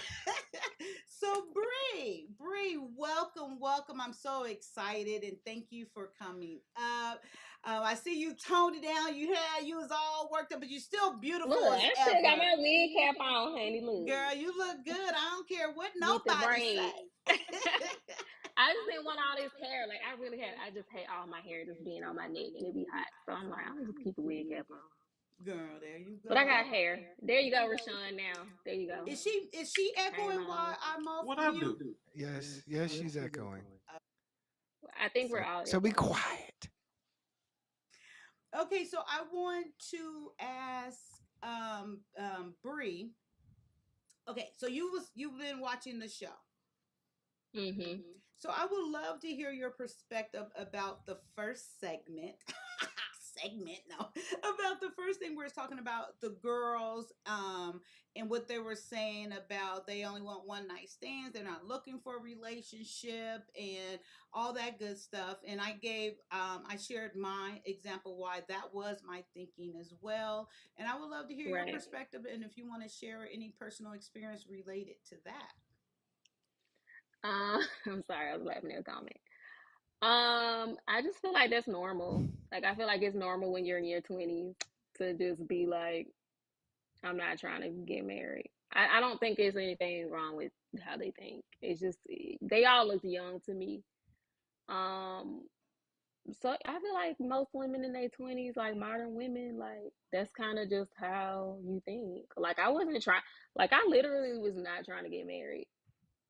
So like I don't know. That's not to say that because they don't want to get married, they won't. But like it's just not a like forefront. It's not a like top maybe priority for them. What So about I the mean, I don't think sleeping it's that crazy. around, like multiple guys just sleeping around and saying that they're doing that because they want the one night stand because they don't want to. Yeah. She's like, I'm a lone type of bitch, you know, and stuff. Because I was saying I was thinking that same way, but I was thinking that way because of how I was being treated by men or young guys back then. That's all they wanted. So I No, reverted to, okay, so sometimes that's all they wanted. I'm gonna think the sometimes same we way. just be trying to fuck. I mean, I just think women, modern women, like some women just be like, I'm just trying to fuck. Like, I mean, even like I know for you, it's like, well, that's my experience, but like, that was also my experience, and nothing ever happened to me. Like when I was in my early 20s, I lived a very sheltered lifestyle. I grew up in a very religious household, so I was free. I respected my mom's rules. Like I never was like not, listening to what she said. So when I became an adult and I had the freedom to do what I wanted to do, I did what I wanted to do, and part of that was fucking. So that's what we did. Amen to fucking. I'm just Okay, saying, girl. like, I don't, No, I women thank can you. just want to be, just be like, ooh, look at him. I think that is a more modern mindset. Maybe not so modern, maybe since the 60s, but yeah, I think it's, and we have things in place that if you want to do that safely, you can. I'm not going to make the argument that everybody does it safely, but if you want to do it safely, you can. So yeah, I think it's just it's a exercise and an option. Okay, So great, yeah. and thank you for that. So we're gonna catch you up here with the next one. So Rayshawn, I want to go back to what you were speaking on about how when you was living with your partner, how it made you stronger, a better man to strive. I think you said, and that was something that I had on here as well that I want us to talk about. And it's crazy. okay, and then so I want us to listen. What's wrong? It was just we heard that loud It was noise the all of a sudden. sound. It was just like the way I was laughing at Rashawn's face. I can't see E Black face for you. It's because of my phone. It's Wait, because of my I can make phone. it brighter. Why? No, Oh, y'all it's better not cut that that. it is. It's just like Kyia. the way it's cropped. I have it sideways and it crops like it's like I can see like E Black up to about here, like right there, and then I can see Oh, you okay, like from okay. here up. Yeah. I'm gonna So get what the funk, cause see, I've been trying to let it go, but what the funk got on Kyia before about colorism, and she said, "I'm gonna do better. I'm gonna do better." You know what, Kyia? You ain't doing better. Oh, she on mute though. She she talking to me muted. I about said I was myself. gonna do better on his sensitive ass. No, I love my black people, and I'm gonna keep pointing out. I point out E Black's blackness all the time. He know I love that black. Yeah. Okay. So no, Let me I was turn talking my about his volume sensitive down. ass. He mad because he high yellow. Shit. But and I said I'm not attracted to yellow. But that's okay, it doesn't matter. I know. Okay, come on. Amen. Y'all pray for me. Nope, I don't pray for people. Hey, wait, girl, wait. How go back to it, girl? I gotta girl, okay, wait. I am so with you on that. People ask me to pray. I was like, wait, do you believe the same God? I talk to him myself. You can talk to him. Girl, I barely pray for myself. I be forgetting. You gonna trust me with your prayer? I don't pray for people either. Thank you, Bree. Amen. I Oh, you got to come to the Bible study lives on Just Kyia. Oh, hey, amen. I didn't do all my working stuff, but you guys got to check me out on Just Kyia. Jesus Unveils Scripture Simply, where we're going to be studying the Bible so you can offer a defense for yourself. So yes.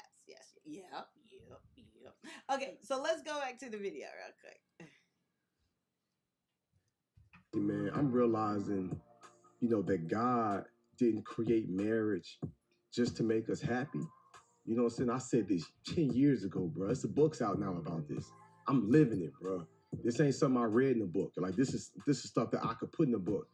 God did not give us marriage just to make us happy. It's also to make us holy. Like, bro, I cannot tell you how much I've grown like in my character by being married to Tracy. she be taking me down through there. You know what I'm saying? But it's necessary and it's needed. And whenever I get angry, whenever I get pissed or frustrated, it's like God shows me myself. And he's like, hey, be cautious, bro. How you deal with my daughter is how I'm gonna deal with you. It's easy for me to guard my tongue. It's easy for me to be patient. It's easy for me to give gifts and to do those extra things and go above and beyond because I know it's going to come back to me. God is like, bro, she is so precious. She is so special. She is so rare. She deserves the absolute best version of you. That's why I wake up at 3 or 4 o'clock in the morning to seek the face of God. It's not because I want to be a good speaker. God been gifted me with this. It's so that I can be the husband she deserves. It's the husband she longed for. I want to be the husband, the type of husband where her friends is envious. Like, man, I wish I had one like Jeremy. You feel me? And so I realized, man, it's caused me to make some adjustments within myself and my character to be the husband he wants me to be. This ain't some. Okay, so that I thought that was amazing. And E Black, I'm gonna come to you first. You're married. I'm not sure how long you've been married, but I know that you are married. And I would love for you to speak on this. Has your wife made you better? Do you see a difference, or in who you was as single, E Black, versus now, and how you got to commit and work towards it? And also, how are you as a husband? Anything you would like to share? If you want to give, we would love if you would give like a personal story of example to validate or back up your response. I'm a terrible husband. I'll be on YouTube all day. No. No. As a single person, I'm very irrational. I'm very spontaneous, impulsive, self-destructive. I am a living on the wire individual. Without marriage grounding me and giving me purpose, I don't know what I would be doing right now. I probably would be either getting the DUI or like who knows, Lord knows what. Like I'm a very impulsive person. I am the life of the party, like when I want to be. And without that grounding, it got me to a purpose of like understanding what life was about. Like understanding, okay, this is what feels good. All the stuff that I did before, I don't care how good a club night was, nothing feels better than waking up and your daughter's waking you up because she's hungry. Stuff like that, like it shifts your goals and your the cheap frills and the stuff that you feel that is society should tell you, hey, you should be doing this. Really, on a very carnal level, watching somebody else look up to you, watching somebody else, a reflection of you, grow out of somebody, being able to provide for them, then changing your attitude about why you did. Not only that, I don't have to buy Jordans. I don't have to buy the flyest things. I'm a father. I'm a husband. Who am I competing with? Who do I have to talk to? Like, what do I have to do? What do I have to do that is so important other than the family unit? And now I have the perfect excuse. I don't have to go to the club. I don't have to do a lot of the things that society tells you is fun or you know or you should be celebrating or you gotta try this. No, my goal is to ensure that my family unit is fed, covered, and protected. And to me, that changes, like what I was saying, telling Rilla when he got married. Once you start seeing the woman change her name on the social security card, that's when it gets real. When you start seeing that she goes to a doctor's office and she's using your insurance, that becomes real. That becomes more of like you're feeling a part of something else. Like you're starting to get it. Now you're being connected. Now you're understanding what your parents had to do. Now I don't know if you guys have seen happy marriages or if you like we all understand what love should feel like. So I'm sorry if I'm being wordy, but yeah.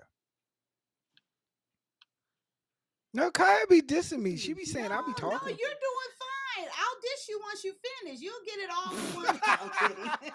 No, I was Get 'em. really listening to what you're saying, and then I wanted you to even go in. So to express, it is work. You know, you have to make a conscious decision What? and pleasing and making decisions that involve your wife and your family. And I'll come to you, Rashawn, with when you were with your live-in partner, because you touched on this already before.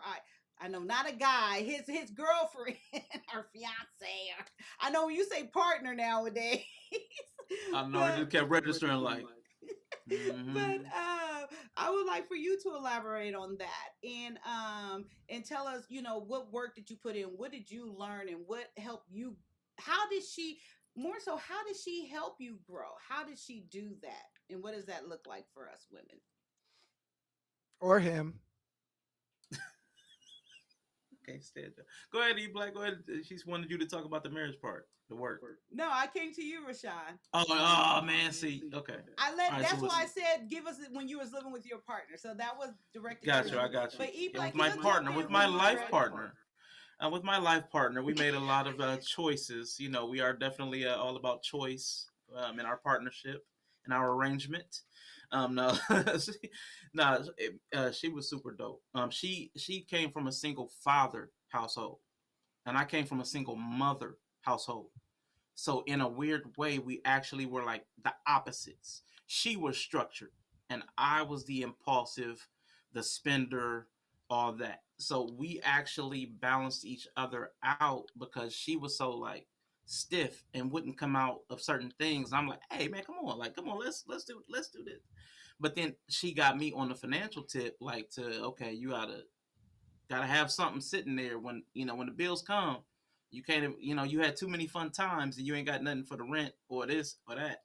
So I worked through the things I should have got at home in a relationship. That's why if you ever heard me talk about like men and women, I will never crap on black women because I know how black women actually in the real life are holding black men down and dealing with them through all the brokenness from their childhood. I know that for a fact. Like even if it's not me, all the men I've known and all the women I've known. So I don't like all the stuff I hear online. But we were able to help each other in different ways, like even on the smallest level, like selfishness. Drinking the last of the orange juice. Like, well, if you know the other person uses the orange juice for their smoothies or drinks orange juice first thing in the morning, why would you feel comfortable just because I'm thirsty to drink the last of something that you know they're going to be looking for before you go to the store? Like, there's some little small things, all the way up to the big things of making sure like the bills are paid on time. So, like when we started off, I was like the complete bummiest of bums. Like I talk about myself bad. Like I was the complete bum. Got to a point where we were 50-50. Worked my way up to 50-50 because she had poured so much into me. I don't know if it's a Leo trait or whatever, but I'm loyal. So she had poured so much into me, I had to balance that out. So then finally, when we were 50-50, I'm like, now is a good time for you to probably go ahead and do the law school thing. So then she took the next couple of years off going through law school to it on like when I paid all the bills. So that okay, you invested in me, now let me invest in you, and it'll also benefit you down the line too.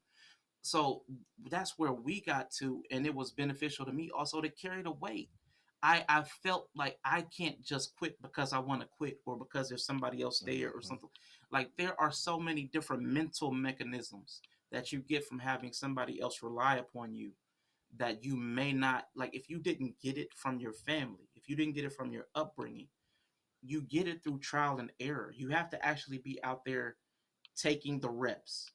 Like a lot of people think they're going to talk their way into good relationship habits, but that's not the way it works because each relationship in person is different. So you can't sit online and talk about relationships. If you didn't learn it at home, you're going to have to learn it in whatever home you're making. So get the reps, practice relationship.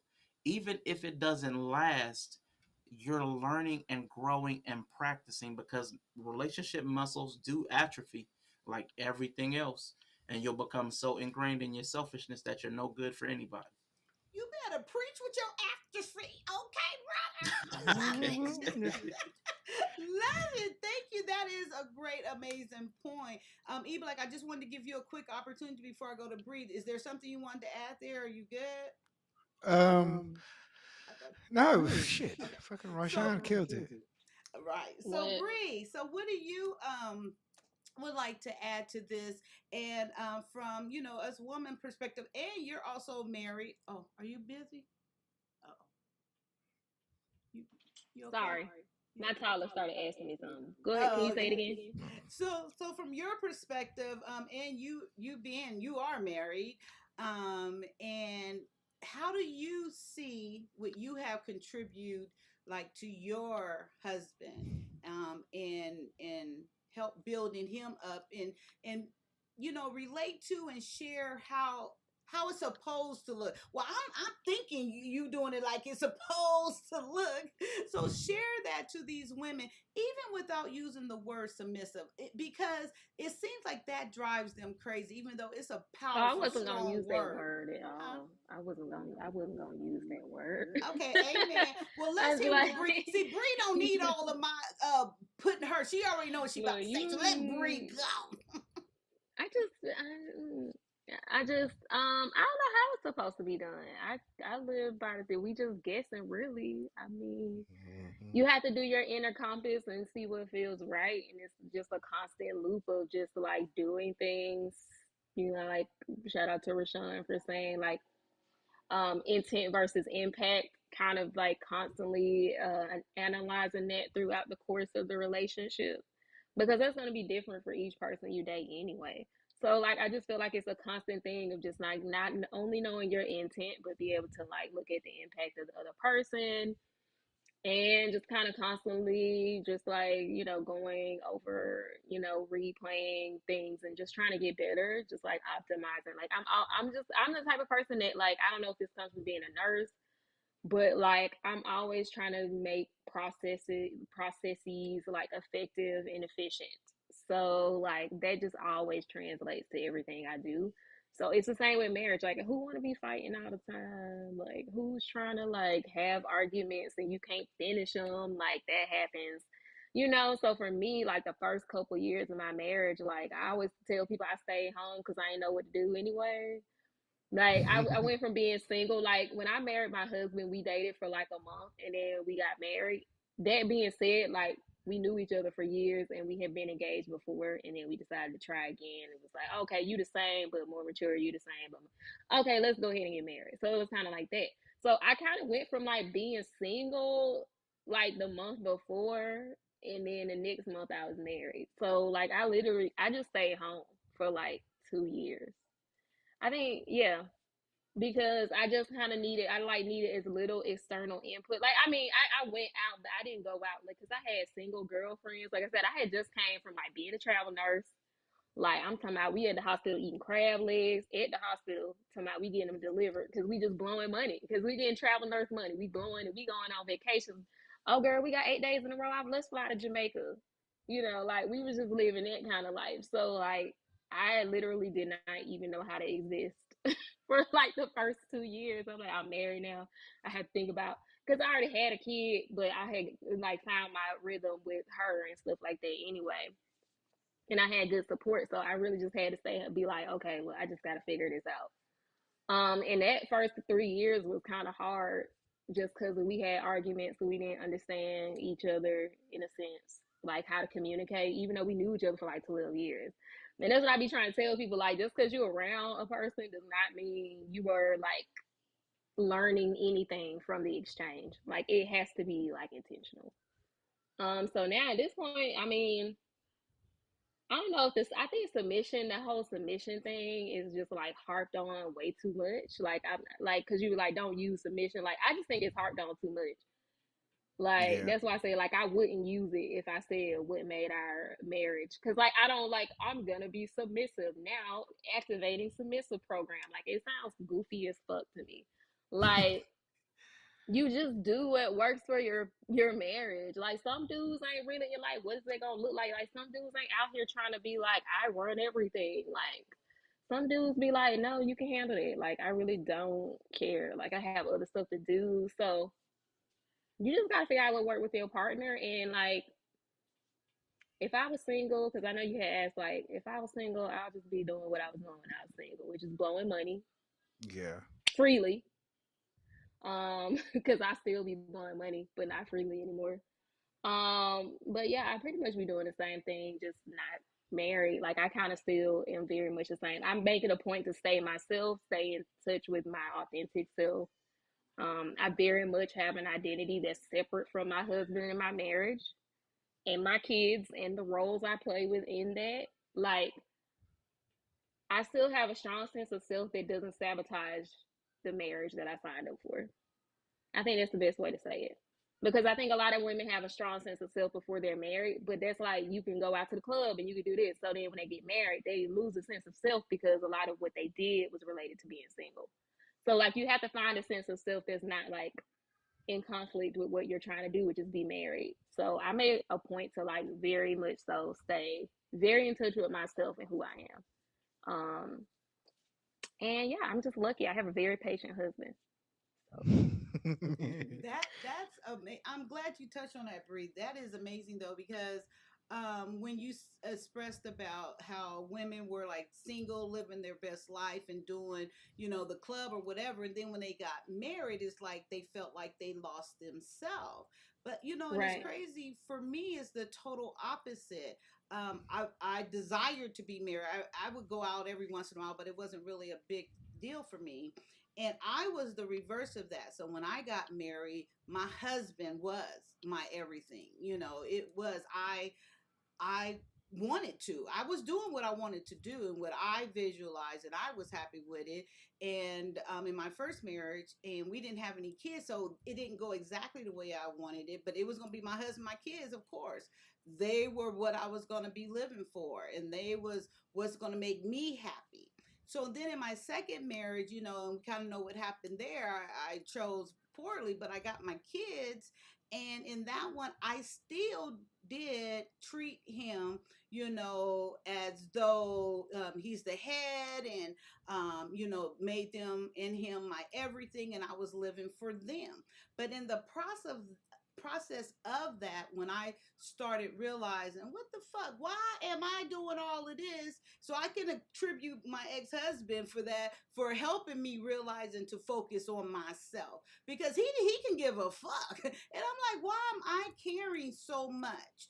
I'm caring more about him than he is about himself. And I will say this, both of my husbands, after I left them, they both were better off than when they met me.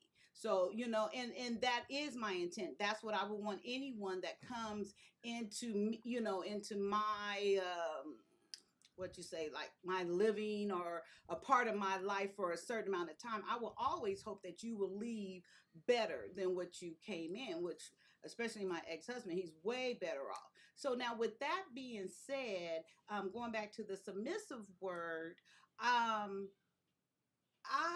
it is being overused, and like you said, it should be something natural. It should be who you are in that marriage. And if you're not, so that word shouldn't bother you or not, because you are who you are. You're going to treat your spouse, your husband, or wife, how you are going to treat them with or without that word. And I don't even know, why did all that started? Was it the Kevin Samuels thing or something? But anyway, was it? Had to Okay. have been. But Probably. I truly want to say about marriage, relationship, and what us women, and I'm saying black women because I don't know white women. I ain't never been with a white woman or followed a white person's marriage. But for black women, we make Okay. our men better. I know this for a fact. Now, if you guys want to go to the point of we're not Shaquita, well, that's your motherfucking fault because you chose her. So if you go out there and do your part and do what you're supposed to do, and you choose, and whoever you with, you are choosing to be with that person. So don't blame Shaquita, blame yourself, go look in the mirror. But us black women, we are supposed to be with our black men. Period. And I want to make this clear. I don't care, y'all go overseas, go wherever the fuck you want to go get whoever you want. That's fine. But what I'm saying, for black men, there is nothing better for you than a black woman, and I promise you that. And we make you better. We push you. We strive you. We can relate. We know how to talk to you and how to get to those spots that you don't want to. That's why you get so frustrated, because she's pointing out and making you strive for more than what you're doing. She knows what you're capable of. And that's what you want in your life. That's what I would want. So anyway, with that being said, about the I had this video. But anybody want to add something to that? I would love to hear No, it. I see B9 down there going off.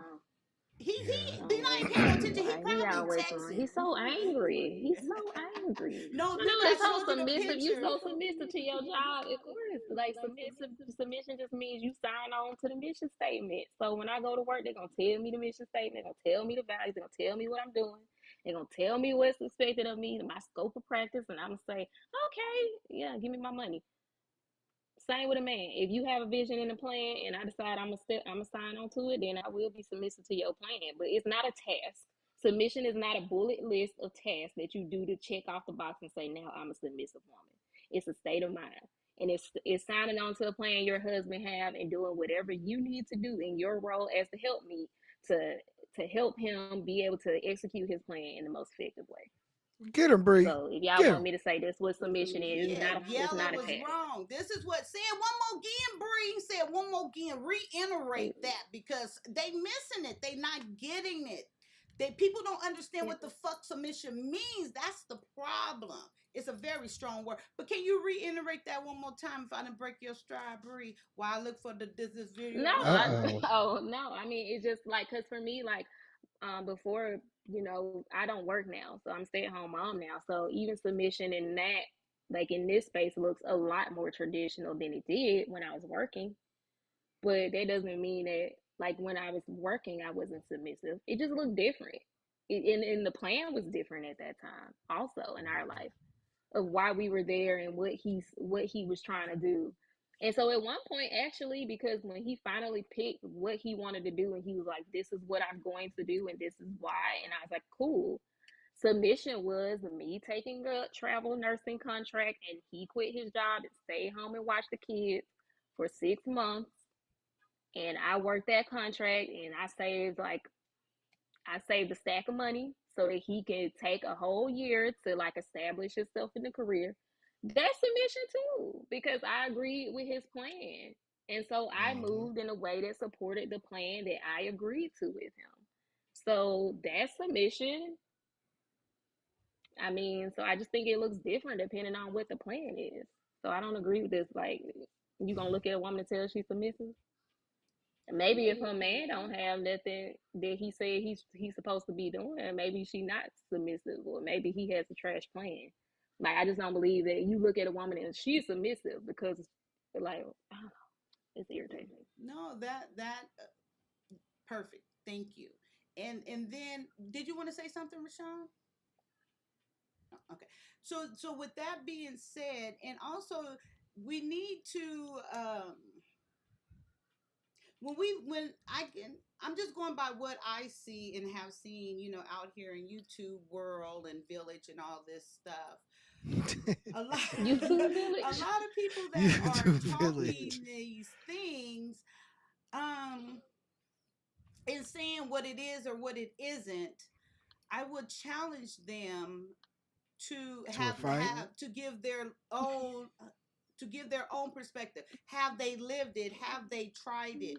Have they studied it? Have you learned it? Because you can't just say what it is and go in there and do it. It's a learned process. Just like Bree said, she don't know. She said her and her husband came together and they didn't know what, they just worked it out. And as you go along, you understand, you grow, you learn, because you love, well, I don't even want to say love, because it doesn't have to be love, but you have made a commitment. You have decided to go through this part of your life journey with this other person. And if you really truly make that commitment and you do your part, whatever that is, what you promised to bring into this, because I will hope you had a conversation about it first, and they do their part, in the good times and bad, knowing that hard times are going to come, knowing that, you're going to get pissed off here and there, but making up your mind that we're going to work this out. We're going to work through this. As long as you keep your word, initially what we came in with. I think marriage is a beautiful thing, and I'm always going to promote marriage. I think it makes us all better. And going back a little bit to partying and being spontaneous when you're younger, yeah, we can do that. But that still doesn't say don't mentor and don't put the word out there. And then just because if you're mentoring someone and they're still going out partying and doing their thing, that don't mean you stop. That don't mean, oh, they ain't doing what I'm telling you. It ain't for you to tell them what to do. It's for you to be an example, for you to be an impression upon them. And ultimately is their decision. But be there for them. Don't just stop being there for them because they're doing this or that. So I don't want it to make it seem like just because you're mentoring someone, they're going to be a clone of you or they're going to just do what you say. No, they're still going to make mistakes. And I think we don't have enough patience for people. We don't show that patience and tolerance of people. And that's a shame. Now don't get me wrong, your ass, if you done did this same shit 10, 15, 20, I ain't got time. I'm gonna leave you to your devices. But I ain't gonna leave after the first couple of times, And I'm saying that because at a given point, it is up to you. It is up to you. And you're gonna do and be what you want to be. I can't want it more than you. None of us can. Anybody like to add anything? Okay, so I'm going to show this, and this goes back, and I'm going to go to E-Black first, and I want to hear, I'm not going to say anything. Once the video play, I want to hear your direct response to what is it. Are you paying attention? We don't know if you're awake or not because we can't see your eyes or your teeth. So are you here with it? Yes, ma'am. I'm looking at my red bone. My What?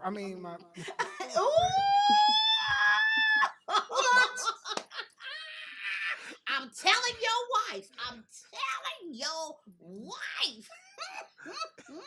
My neck bone. I'm sorry. He said neck bone.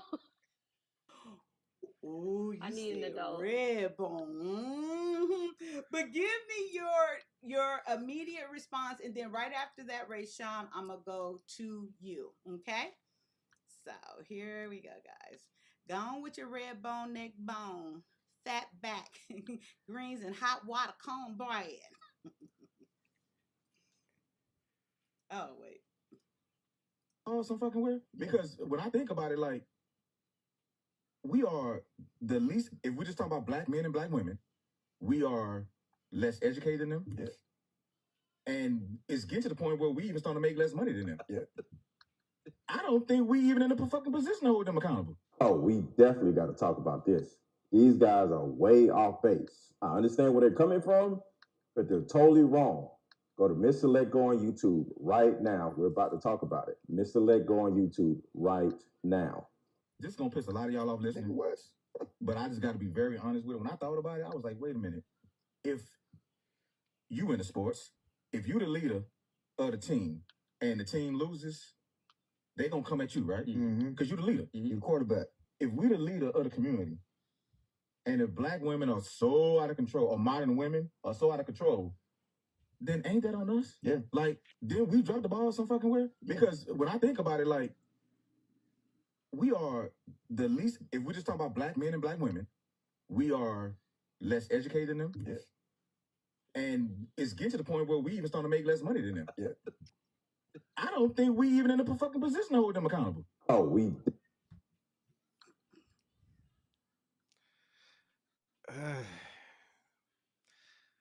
Okay. There is some truth to that fact that men are the leader of the community, no matter where. I don't care how much money men or women make. Men are always going to be the end all and be all of it. That's it. What I believe. Some people do not believe that. Some people believe that if women make more money, or if they have more assets, or if they have more education, then that entitles them to a right to have a say. But I don't believe that. I don't think most women want to believe that either. So that's where I'm just gonna leave it. But okay. But at the same time, I also believe that, you know, man, we're gonna have to step it up. But at the same time, we do not have to come. Our value doesn't come from education, money, value. It comes from a lot of things in as a man, the raising of the children, the protector, the symbol of hope, and the symbol of structure. There's a lot of things that men have that doesn't include whether you have make six figures, whether you have such and such degrees, or whether you have a good credit report. So I'm just gonna leave it at that. Okay, I have a question. Okay. So if that doesn't establish, and I mean individually, because I know earlier with the guy with which I showed the video where I thought that he didn't know his self worth. But if I'm listening to you and if I'm hearing you correctly, and I'm not sure if I am, I don't know, you might be getting a little tired, but so that status, it doesn't mean anything like your money, income, or your career, family, her making, none of that matters. Is that what I'm understanding for you? That doesn't make you It, who you are and make you a leader? Because how are you going to lead something if you can't even establish a better than or a greater than or a status of? well, that's the thing. That's the thing about it. It's a better than in what eyes? Capitalistic society. Is that our thing? Because In I'm a able to sense buy you. of If men or I'm able to buy women. you a car, does that make me more of a man than you are? No, I'm talking Then about in a relationship, in okay. leading as far as, well, not even a relationship. I'm sorry, I'll take that back. In a sense to where men are supposed to be the leader. We're going by all this bullshit that all you guys don't act brand new that be talking like the men are the leaders, Yeah, I believe that. and I do too. I 100%. I think you guys are more logical. I didn't realize all of this until I start hearing and doing some research and thinking back on my own, what I've been through with men and different things I've seen totally make better decisions than women. I 100% agree with that, with some exceptions or whatever that looks like. And you always have to know your spouse as well, or your partner or whoever else, know their weaknesses and strength as well and utilize that. That's what makes you stronger and makes you a leader, if you can delegate, appropriately among other things. So with that being said, it has to matter your status, because that shows your growth or who you are, what you're able to do, what you're able to obtain. You're able to You, lead. you can lose jobs, you can lose wealth, you can lose a lot of things, but you can't lose your value in the household. Your status can go up and down. What if you had a job as a lawyer and your firm just fell through and you can't find a job for 2 years? Does that mean your status loses? These things, like I said, you can't equate what capitalism wants you to equate to masculinity. And a lot of times, that's what I find a problem in our community, is that we equate what can be given for in exchange for your presence, rather than what your presence is valued at. Just being there. We're talking about taking care of children. These things cannot be valued. You can't, like, that's, I'm sorry, but that I understand in a larger sense. Yes, men should try to strive to be more profitable than their women, so they can be you can it can eliminate a lot of confusions, but that's still based on the fact that capitalism will look down on women for making more, and then that will put that in their mind. But that's where that's coming from. But still, the value of a man still is way greater, because there's a lot of women who make more than their man, but that doesn't make them more great. That doesn't make them more of a man than their man.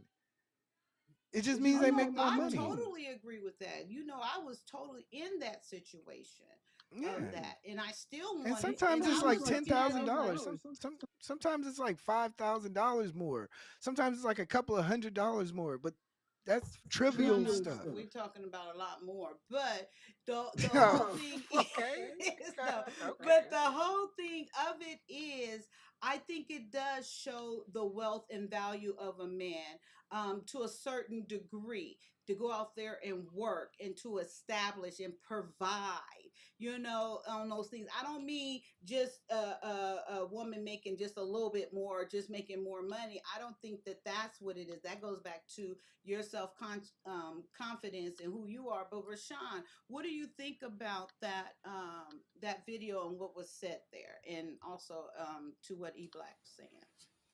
It is a problem, and I believe what E Black. I've been preaching the same message E Black's talking about. A lot of the problems in the Black community, even though we can't make the connections, stem from the systems that we're under. The systems shape our thoughts. Capitalism is at the top of that. You can call it a lot of different things. Some people might say white supremacy. Some people might say systematic oppression, whatever.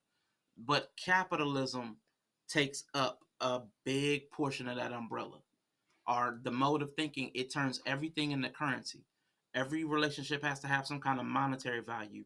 Your time has to have some kind of monetary value. Every person you deal with has to, what can they bring to the table? What's the monetary value? They're a person. They're a human. That's what you lose under capitalism, because everybody's a number. Everybody's a commodity. Everybody's a resource. Networking. Instead of having friends or family or community, you have a network.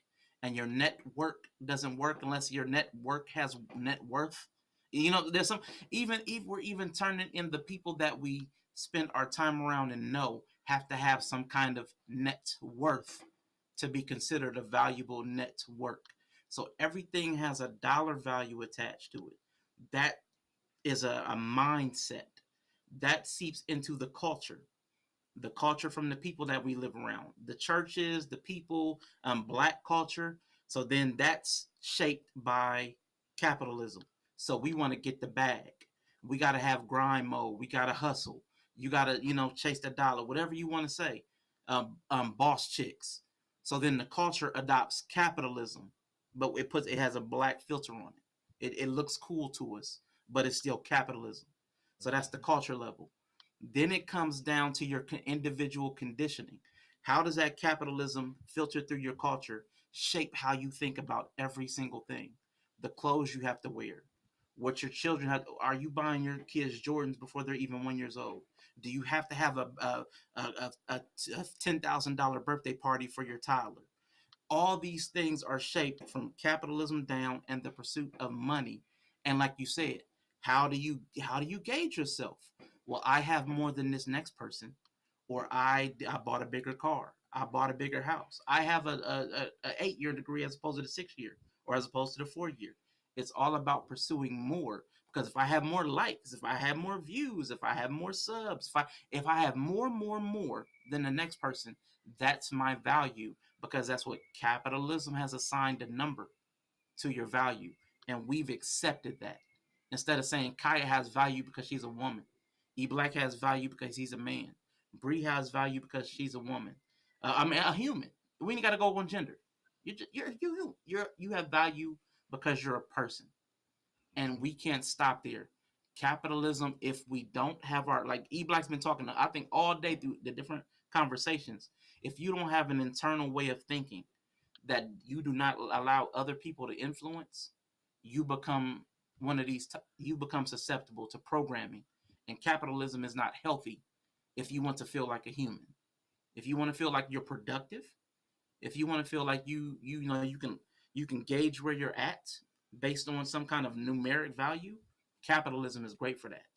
But if you want to feel self-worth and self-value just by being a human being, nothing that comes from capitalism is good for that. But okay, and I totally, that 100% understand, agree for the most part. But what he's talking about is the leadership. Where Yeah. I was taking more leadership examples, like showing that quality, being a leader. And okay, But that comes from the same thing. I don't value you as my man and my leader because you haven't proven capitalistically that you have any value. You don't have enough money. You can't buy a big enough house for me. You can't buy the bags I want. You can't take me on trips. I can do bad all by myself. I can be broke by myself. I cannot have the success that capitalism requires without you. So what do I need you for? You have no value other than your production. You can't lead me because you have no productivity. So your humanity doesn't matter. That's what I'm talking about with capitalism. Your humanity no longer matters. Only what you can provide, only what you can produce. So Her then your phone probably leadership died. has no effect. And that's why I like what Kevin Samuels talked about. Like some people across the border and their husbands still have value in the relationship without the money.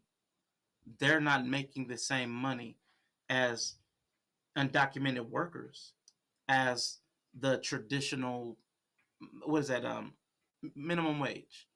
You'll make less as an undocumented worker than a minimum wage. And we look down upon minimum wage.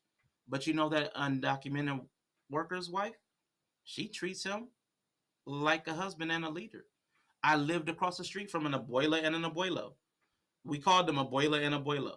I never knew their names. Everybody in the community called him that. He was respected no matter what he made. So there's a culture. But So see, that's my point right there. That's my point. I don't even think they were talking per se really about money. It's about, if you're a leader, then you present yourself as a leader. The Opoyo, whoever, the guy that you were just talking about, I'm Just sure that butchered he Spanish. I'm sure that he showed himself worthy of that because he was persistently, no matter what it took, he took care of his family. He was committed. He was a productive member of society. He respected his wife. I'm sure his actions showed that, not just the capitalism part of it or making more money. I think when I was looking at that video, what I got out of it, what he was saying about, if the team is losing, then that is on you, men, who's supposed to be leading. Meaning that if us women are out of control, want all of this capitalism, want all of this, where do we get this ideal from? Who is putting that out there? And I know you're saying going back to how it was built, and I get all of that as well. But men, okay, we go to the music, what is being shown, what is being displayed, what is being saying that I can give it to you, and all this other stuff. So if that's what's being displayed and shown, and everyone's liking that, that's what's being taught, it still goes back to who's the leader? Who's leading this? Who's guiding this? Who are we following? What examples are we looking at? I'm talking about men because we have already established that. I think we all agree that men should be leading. So I don't think it's just the money value, but yes, that El Pollo, whatever, the guy from across the street from you, he was working. He kept a roof over his woman's head. He married her. He made a But to be commitment. He did but to be these actions. Wait a minute. He did these actions versus just fucking her and only calling her when he want to fuck her. That's the difference. Go But to ahead. be but to be fair, they led off with the fact that women make more money and they're becoming more educated, and then they led into the fact that how can we hold them more accountable to anything. So based on that, that's what we're basing on. I know there's other parts that that are bigger than that. I No, it understand was that part, but based based on on men. It's men's fault for not leading. That's what yes, it was based on. yes. So basically, with those parameters, yes, that's where I'm coming from. I'm going to speak for myself. That's where I'm coming from. I'm not, there are other parameters towards leadership and why leadership breaks down in our community. So that's all I'm saying. Go ahead, Brie. I was hoping you was gonna come back. So, what do you think about that Yeah. video and what's been set up here? I will agree with the capitalism angle just because I know motherhood, child rearing itself isn't really valued, in a capitalistic society because there's no kind of value attributed to it, like what E Black was saying. So even though I think like, especially because this country was built on like Christian principles, while I think a lot of people would like to believe that we all believe that people have innate value as humans, which would be like the Christian kind of way, in a sense. You have an innate value as a human. But capitalism, like the way the society is built, it does not say that. I mean, in essence, it's like your value as a person comes from what you can provide for the system. And so I do think that I kind of agree with that world, that lens, because that's how we do attribute. I mean, you hear people say like he's not a real man, or he's not a man if he's not doing this. And so there's like all these conditions to which a person has to meet to say that they even are what they are.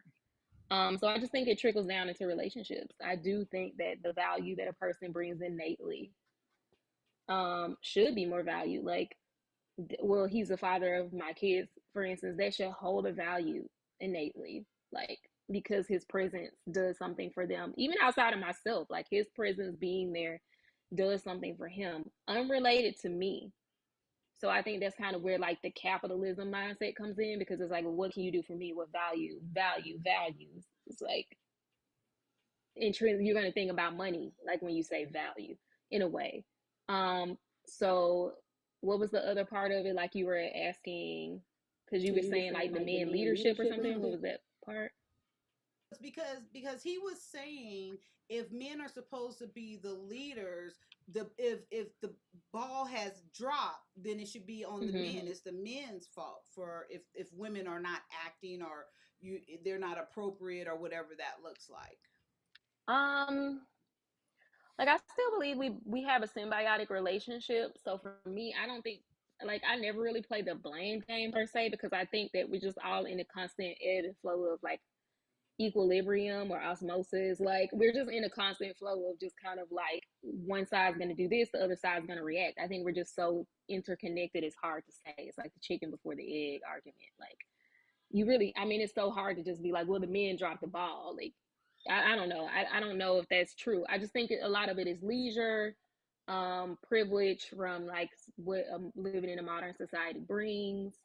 I think it more than anything that probably changed the gender dynamics, because I don't think, because I think the roles kind of switch depending on like the function that they serve. So the traditional model itself just doesn't really, I mean, I don't know. I think the traditional model was more of a like result of the structure of the society. So as the structure of the society kind of changes, then that model will change, which also means that you can't, it really wouldn't be fair to say that it's the men's fault.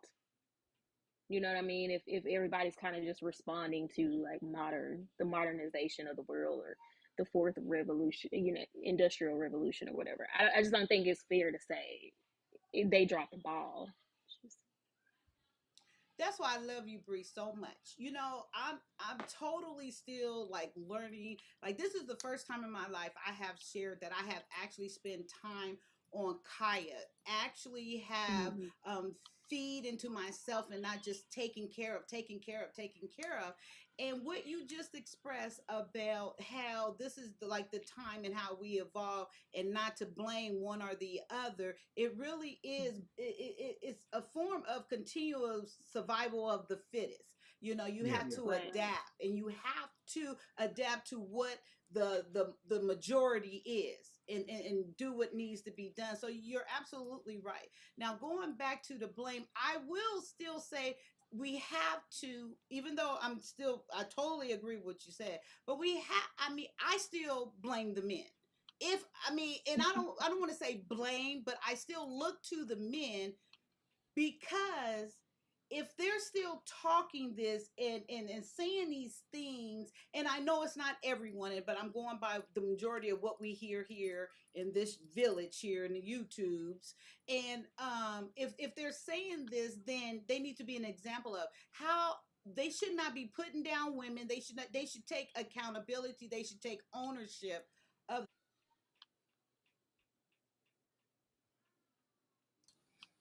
Rayshawn, were you about to say something?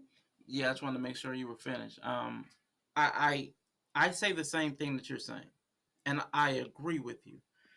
Where my problem stops is, it wasn't that we dropped the ball. Like, our ball was taken. So with the ball being taken, anytime we do possess a ball through history, it's been taken. The ball's been snatched by somebody bigger and stronger at the moment. In this country, they're bigger and stronger and there's more of them. Okay, cool. I'm not saying that's an excuse. I'm just saying that's legit. Even the Voting Rights Act, which people fought and died for, hoses, dogs, has to be extended. It's not just granted outright. They still come and convene and say, do we want to extend their right to vote? That's not settled. That's something that reoccurs. So again, even with all the atrocities that people went through for civil rights and voting rights, it's still being debated upon every so many years. So what was done with all that? The ball was never really in our hands. So we have to acknowledge that fact first, that we are a dominated people and that everything we do is under a system of domination. The Jews occupied by Roman, whatever way you want to look at it. We are inside of someone else's house. King talked about it being a burning house or whatever you want to talk about. I know E Black says he didn't say it, but I saw it on the NBC News clip. It was on the NBC News clip. It was 22 minutes long. He said it at the very end, but he did say something about the burning house, and that's kind of what we're in. There is there's a our society, like I talk about capitalism. There is a cycle that it goes through, like natural things do. Even the things that we build, they go through cycles. And the cycle of capitalism is coming to a downturn. It's coming towards a winter. And it's going to have to be refreshed or revitalized or something. White people are struggling in mass. They're struggling with their birth rate. They're struggling with economics. They're struggling, and it's their house. We just live in the basement.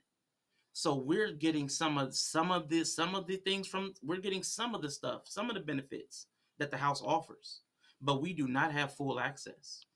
People have to grant us any privilege or access, because if we go to the ownership class, we go to anybody that's making a decision in mass, it's not us. So like when we say the ball, we got to talk about what ball. We're talking about the basement ball.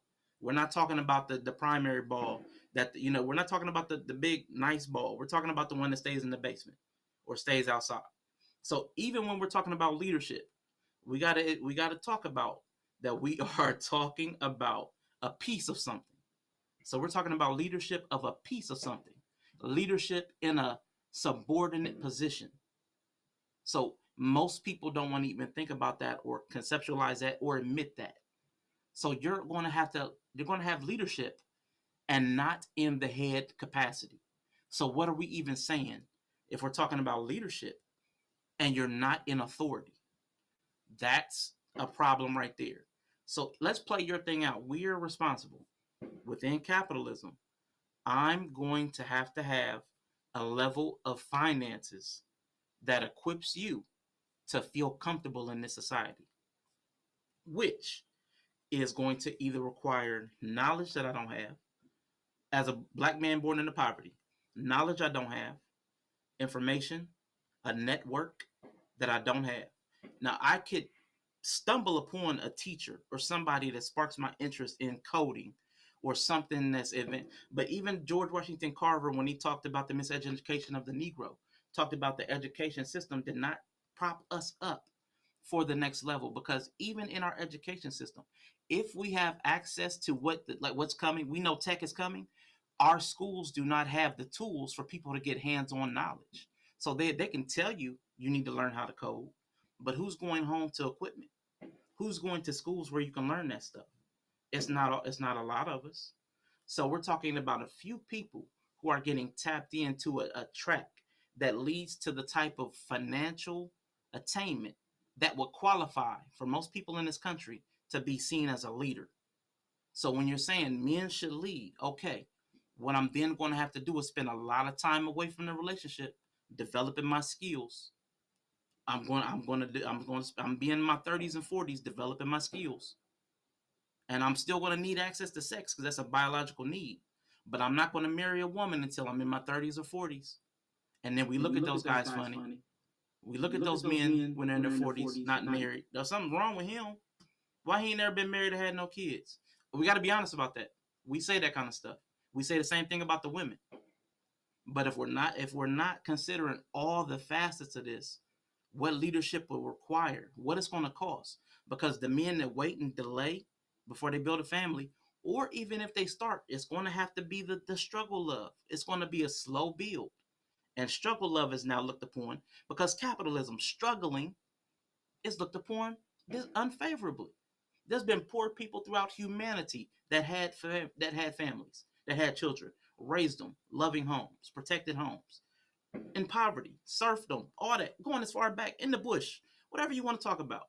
But now struggle love is looked down upon. Capitalism, like that stuff matters. And for men to lead, it's going to require the average high school educated black man is going to have to work 3 jobs to have a basic level of income to take care of and provide the type of lifestyle that's at the bare minimum of what's acceptable for most black women, if we're being honest. And if you're working 3 jobs, the type of energy you're going to have left for your family and the type of time left you have for attention and affection and communication, what are we really leading at that point? What am I leading if I'm spending 80, 90, 100 hours away from you? Where's the leadership? You're going to say it's a vacancy. Nobody's taking care of your emotional needs. Like, so we have multiple problems. So Can I hit the pause button?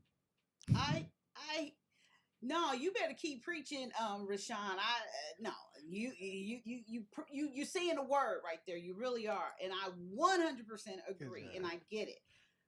Okay, so let's go back. Let's merge 2 of your examples here, because you said, "Oh boy, across the street with his wife," and I know I'm not saying right whatever you called him, right? And then we're in the basement. I get all of that because you're preaching the word, and I get it. And to continue this wonderful conversation, we're in the basement, right?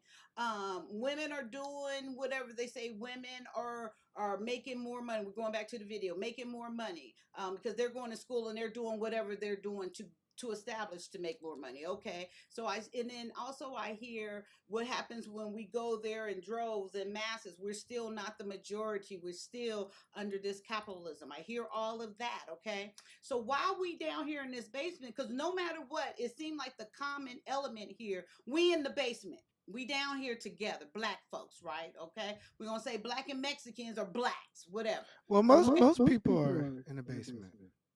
Okay, no, I'm talking about us. I don't care about those white folks. They got their opportunities and they got that privilege. They can go use their whiteness how they can do it. I ain't worried about them. I'm talking about us. I'm talking about me, my people that look like us 3. So we down here in this basement, right? Okay, so going back to the video once again. Okay, the leadership, okay? And I know you say most women want you got to work 3 jobs. Fuck them. Either they come around or they got to go hole in the street to get what they want. Okay, so whatever. So we down here in this basement. What this man gonna do? You instead of fucking everything that opens up their legs to you, you gonna take the time, leaders, to get to know someone. You're going to, first of all, look within yourself and know your worth, know who you are, give a fuck about the others showing and blah, blah, blah. Know who you are, desire to have that woman in your life that's going to help promote and get you to wherever you're going to be. Just like Rayshawn said earlier in his partnership relationship where he worked up. They worked together, but ultimately he still was the leader. No matter what, even when it wasn't 50-50, he still was the leader. I know that. I heard that. So it's up to you guys to establish what is okay, what you're going for, men, black men. It's up to you guys to say you are willing to accept this woman. Like, say she is making more money. You ain't gonna be no pussy ass nigga and be like, she make more money. She thinks she did. No, still lead. Be what you gonna be. Because you are who you are. Now you got this good ass woman, y'all build together. She help inspire you, whatever that looks like. There's so many fucking scenarios here. But I'm going back to, I don't care if we in the basement. I don't care if we homeless on the street. If you a leader, you're going to be a leader. Period. And you gonna get what you put out there. So most of the time when we talking about these women making more money and these men with the they under the capitalism, they can't establish, can't do because they don't want to do. Because if you shouldn't be sitting up here worried about the Joneses, got your Jordans and shit. What? It's the most crazy thing to me when I see these cars outside, like where I live in the hood. These motherfuckers, they got better cars than me. Motherfucker, why are you in these apartments with these brand new cars? I don't get that. Priorities are fucked up. That ain't a leader. But I'm saying while we here and whatever we're in, you guys still can lead. If you choose to. And it ain't for everybody, and everybody ain't a leader. They're not. But the ones that are and preaching and talking this shit, they need to step the fuck up and set the example. Under the capitalism down here in the basement with these good ass black women. Period. And stop promoting saying that there's no good women out there. Y'all a motherfucking lie. There's plenty of black good women out here. I don't give a damn what y'all say. Y'all don't want to see them, the ones that are saying that, because there's plenty of us. I haven't met, that's all I meet. That's all I come across. So I don't know how, I'm not even looking for pussy. And I see good pussy women all the time. And y'all out here looking for it. It's the type of pussy you're looking for is the problem. You got to lead. Let's get this together.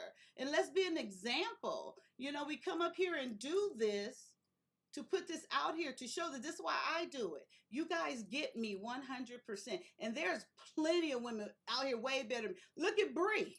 Look at Terry. Terry ain't married. That's a good ass woman. Got her own business. She didn't even put it out there. She got her own business, but she still is that wife type of woman. Y'all can't tell me that. So that's my thing. And I'm going to show, because Rashawn, I swear, either you're I did a show on soul ties. And it's like, even though we ain't had sex, but I swear you've been in my head this whole show. Every point. Okay, watch when you see this video. This is something you brought up. Each video you have went to the point before I even got to 1, 2, 3, the video. Okay, so this is going back to something you said when we were talking about leadership, and you were saying about the women and capitalism, and women got their own money, and then they want men. They got to work 3 times because they want this house and they want that. Okay, here we go. I don't know how you know everything I was going to show, but watch this, and then we're going to discuss this. He's evil. No, I think that's my soul tied. I don't know. We ain't had sex though. Hey, Kyia, I'm gonna use the bathroom real quick, okay? Okay, what you gonna do? Number 1 or number 2? Are you coming right back, or are you gonna be? You gonna do both? Okay, so you gonna be a while. Okay. Can you watch the video before you go? Okay, and then you're coming back, right? Technically, no. He had greens. He can't wait. Oh. Are you coming back, or you get? Girl, I'll be right back. I'm just gonna go use the bathroom. Okay. Go do number 3. Go play the video. So that means you gotta sit. That means okay. We'll keep talking. Oh my God. Yeah. Because I can make another point I wanted to say. Okay, we could keep talking till you come back then. About the leadership thing. Because again, it's not that I disagree with you. I think we have to be honest about what it's going to look like, what leadership can possibly look like. Because even still, like you said, you accept that we're in the basement. Leadership will never look like true leadership if we're not making the final decisions on things. So, can women, honestly, think about this for a moment. Do you really think that women of today can look at a man who, let's say he's working, he's doing 80 hours a week to provide, and he's offering to marry you. But at the end of the day, everything comes down to somebody else's decision. Like when it comes to like his job, whether he gets a promotion, it's up to somebody else. Or every like the same thing that you have to go. And when you enter into the work world, almost everything you want is somebody else's decision. So your mind begins to see them as leadership, which is why people talk about you can submit at work, but you can't submit at home, because you see people hold the purse strings. They have the power, they have the authority, they hold the purse strings. So if a man is either present and not financed, or he's away, but he's providing money for the household, which one is real leadership? Him not there and just sending money to take care of the house, or him there but not having the money to live the lifestyle that you might want? What's leadership? See, right there. Okay. So leadership is if you do have to be away for a period of time, you establish a plan. And you know you're working towards something. A leader is going to make it clear. I'm going to do A, B, and C. I'll be back on E. And this is what's going to happen. And when I get back, this is what's going to happen. If they got to do that. So the other scenario, if he doesn't, not you in the basement, not making, that great of money, and how is he going to lead? That leadership is going to look like, okay, this is what we have. And I'm me talking to his partner, because we got to be in this together. And him saying, this is what we got. This is what you got. This is what this is. This is what we going to do. What you think about that? What's your blah, blah, blah, have that conversation. That's what a leader looks like. We going to get through this basement together. We going to establish and build together. That's the whole purpose of relationship, marriage, and all of the whole purpose of us here. To work it out and figure it out. Now, of course, you don't want to pick no hoe that wants, she needs all this shit now. Yeah, go do it yourself. Because that ain't going to work for me. But I tell you, that woman that you guys build together and you get there together, there's nothing like it. That's an amazing thing. And you will establish from the beginning, okay, she gonna work, you gonna work, just like your example. You got to 50-50. She went back off to law school, and you paid off. That's what it looks like. And I don't know why you guys are not together now, but just say that if you guys stay together, whatever that looks like, y'all would continue that process of growing and uplifting and building up and encouraging each other. And then you go in your community, because it sounds like you guys are that type of people, to inspire and be examples for your community, for the next generation to come up, and they can look up to you guys, and you still have a wonderful story to share. But if it would have continued on, that's what leadership looks like. 100%. A plan. You talk. And that's in the last video I'm going to show about what that looks like as far as you talk. You men got to communicate with us women, with your woman. You got to talk. You got to communicate. You got to open up.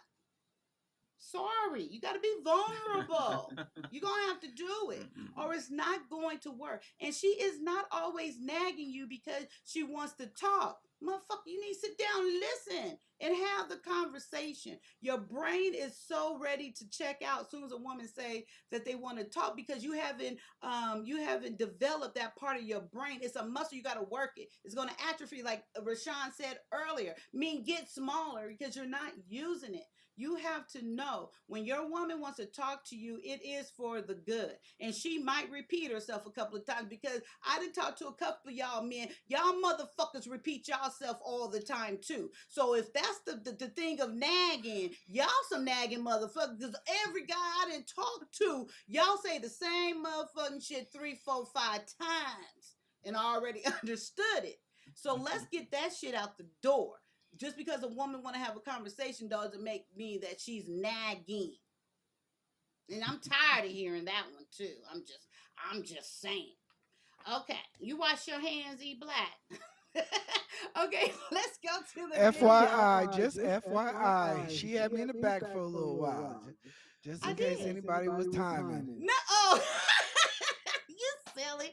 I did. I let Jack there too. Some YouTube freaks, I swear. You know what? If you don't shit and poop, something wrong, you're going to die. So everybody shit and poop. I don't know why. See, that's that.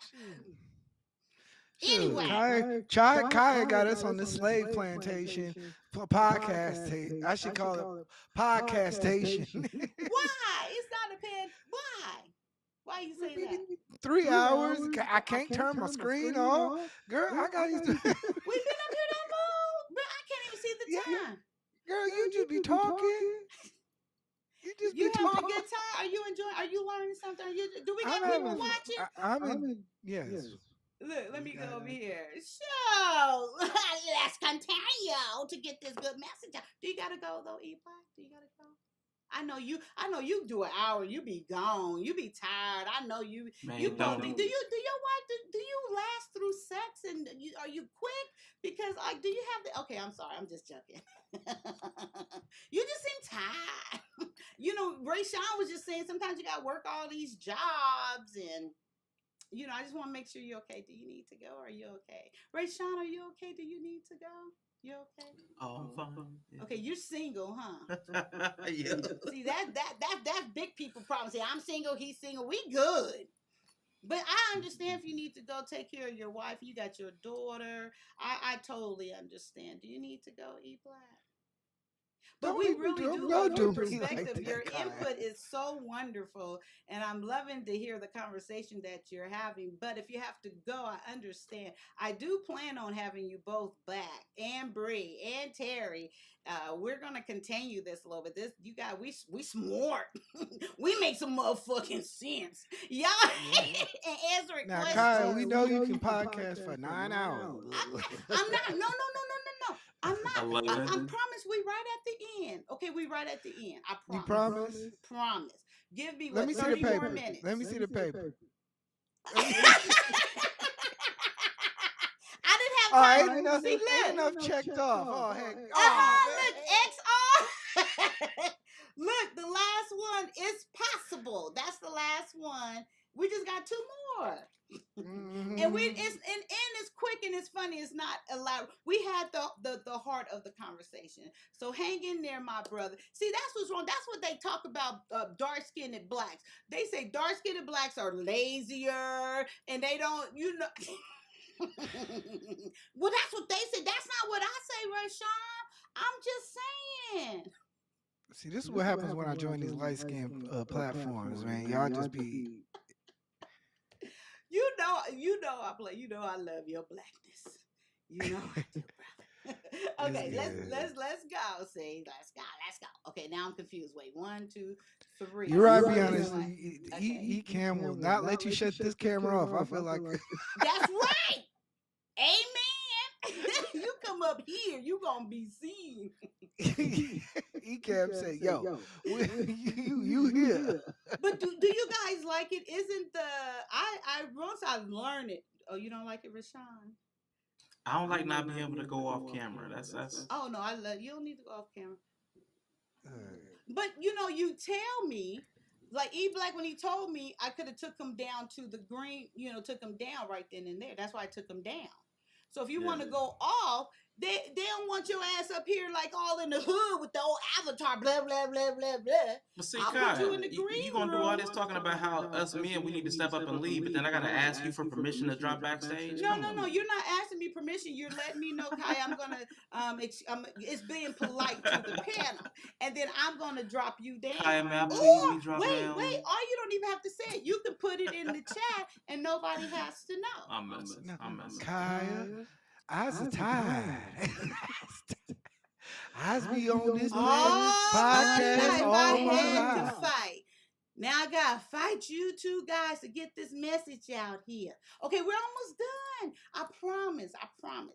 Let's just complete this, okay? You guys, I love you guys. You guys are doing an amazing job. We're gonna do this again real soon. Okay, let's go. Okay, now I gotta think. Don't say that. Let me think. Okay, right here. Okay. About my persona. That said, oh no. I ain't playing. Don't mess with me. I'm on a mission for God. I'm not falling for no junk.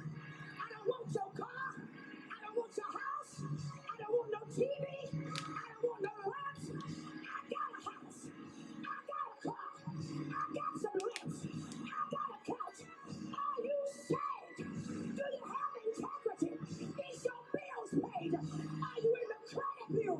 Say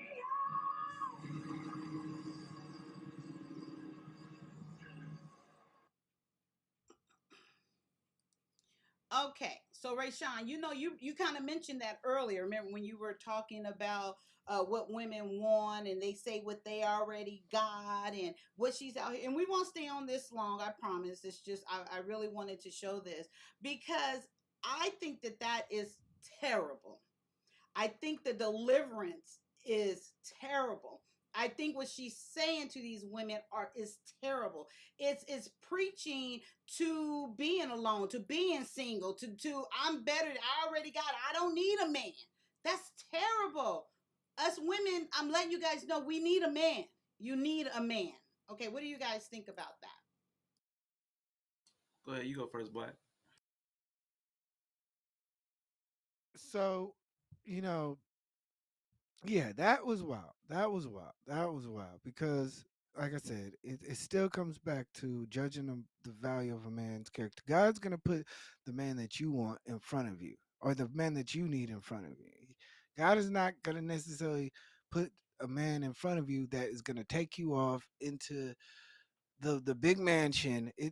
If it was that easy, trust me, a lot of people would be in the church right now. Trust me. But it ain't that easy. So God has a plan for you.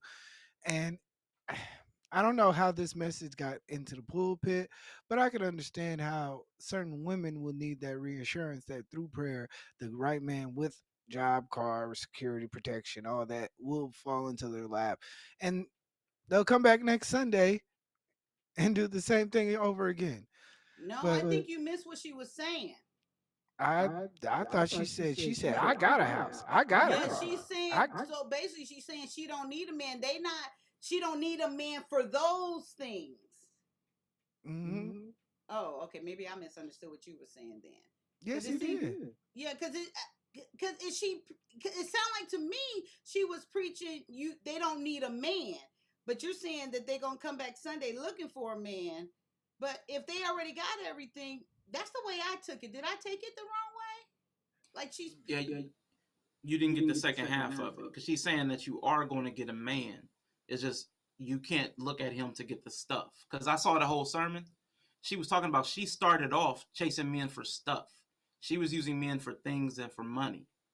So she came out of that. She can get her own things. What she needs is a man with character and a love of God. Mm-hmm. Oh, you muted. shit. That ain't making my point. Then I thought because I took it. See, that's what happens when you get a clippet of something and don't see this a message. That's what happened when you don't get the whole content of what the context of what is going on in that whole thing there. So that's my bad. I really thought what I got out of what I heard is in the end, you don't need a man, even though she didn't say that, but that's what I got from the message. Oh, well, that's even better. But Well. can I use? May I use Yes, it to there's my? still a problem there. Okay, yes, go ahead. I want to use it to my point I was making earlier. Like this is one of the problems of like the conditioning that happens with men. So we'll spend our entire youth hearing like what she started off with. She was using a man for his money to get things. That's the way we're programmed. We have to have the money. We have to live up to a certain standard because the woman wants a certain standard. She herself said she was that type of woman. So that's what we're running into. That's the reinforcement. That's what we're going to be thinking is necessary. Now, sure, there are women that have progressed, like you said, those young women you showed earlier. You said you and Bree both said if I was that age, I'd have been saying the same thing. So that's what we're coming up with at that age. It's not until you ladies have had a lot of negative experiences, like Juanita Bynum did, and have come out of that thing. It didn't benefit me. I got all the stuff, but I was still empty. I was still unhappy. Well, then your mind changes, but by then you're probably 30 to 35, maybe 40 if you're a knucklehead.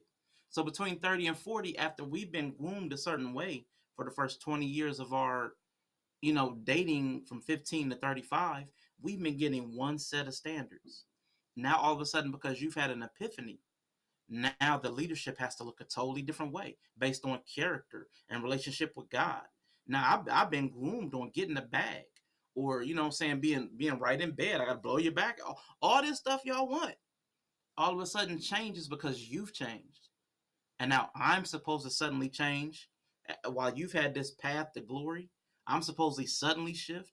So there's a problem with the messages coming across to men for what women want. So we don't even know, like you ask us for leadership, but we don't even know who we're leading and where we're taking you because the messages we receive are changing as well. Now, yes, Kyia, we can just say, this is where I'm going. And if you don't come along, you're done. But then a lot of times, those guys who are like, this is where I'm going, I'm focused, I'm resolute, and I'm going to do this thing. You know who comes with us? Nobody. So we got to be honest that a lot of the things, like just like the same way we talk about women, why do y'all keep doing the makeup? Why do y'all keep doing the BBL? Why do y'all keep doing this stuff? Because it's what gets attention. And we all know it if we're being honest. The same thing with men. Why do y'all want to keep doing these certain things? Because that's what gets us success. And it's not being the leader, being focused, being on your purpose. That does not get the harem. That does not get you the attention like a lot of the negative traits do. So we have to be able to admit that first, because that's one reason we can't even relate to each other as men and women, because we won't admit to y'all that because we're looking at all these Instagram baddies, that's why so many of y'all want to look like Instagram baddies. And on the reverse, if y'all like looking at bad dudes and dude got the bag, if y'all pursue or hang with those type of dudes, we have to be able to admit, for us to even accept y'all as honest beings, if y'all can't admit that that's what y'all kind of go after for at least the first 15, 20 years, then us men, we're not going to take what you say seriously, because everybody sees the outcomes. But that goes back to what Bree said, the chicken before the egg before the chicken, you know? Because literally, it still, in my opinion, goes back to you guys. If a leader is first, if that's what it's supposed to be. Yes, there's some things that happen, some things that change, the voting, the all of this stuff, but we in the motherfucking basement. So while we here, we can establish for us, at least you or whoever can go and do what you can do in our basement society and be an example there. But I get what you're saying. You're 100% right. It is like you get the videos and then the women are doing it, then the men are watching, then the women want to keep doing it, and they think they're going, so that keeps going on. I get it. But that's the chicken and the egg scenario that Bree gave earlier. Okay, I'm not, Eblack, did you want to say anything? Because I'm going to move on to the last two videos and then that's it. Yeah, go on to the last video. Okay, so this one, okay, and I really want to, and I don't want to rush you, E-Black. So if you really got to go, I really do understand. But no, I'm okay, here. perfect. As long as you got two more videos. And here go my soulmate once again. Speaking of this damn video, this is for when I seen this, and I really want to play this and for it to resonate. This is truly what I think we both as men and women, and I'm talking, when I say men, I'm talking about black people. I want everybody to know that. I'm going to keep saying I'm talking about black people. We need to do, but more so men. And I think this 1, 2, 3, 4 is this very valuable. Okay, I'm trying to see, because it ain't at the beginning. I don't know how to make it go. It won't go to the beginning, but anyway. Stop. Snuggles is crazy. What'd she say? Right. Okay. Here we go. There. Okay. That intimacy is the only thing I'm looking for. Intimacy really means that someone knows you, everything about you, good and bad, and loves you anyway. That's all every man is looking for. You can't get intimacy without vulnerability. It's impossible, because you're going to have to tell your stuff. If you can't tell, you'll never find intimacy. So what happens is you get sex. Sex and love, two different things. Lots of sex. And it's always unfulfilling because you're not getting what you want. I learned that intimacy is the only thing I'm looking for. Intimacy. Okay, so I really want to play that because I think he makes great points there about intimacy, about sharing your stuff, about being vulnerable. And I say that more so to men because it is a lot easier for us women. And I'm not saying a lot of women or all women do that, but I know it's easier for us, especially if that man in our life is showing that side of him. It's easier for a woman to reciprocate that. But what do you guys think about that in the intimacy? This man has to be in touch with himself. Terry Crews has to be. Shut up. Okay. Anyway. But the I'm very man. much. I get in touch with myself too. You know. Yeah, I'm not. Well, E Black, you go first. So yeah. The one thing about marriage is that, in fact, at sometimes you find yourself reverting more or less towards holding out little details because you have more responsibility to yourself. And that's the tough part, because you're trying to balance out some of the things that you feel as if you're now expected to become. I'm now expected to become the leader of the household. I have more expectations. I need to.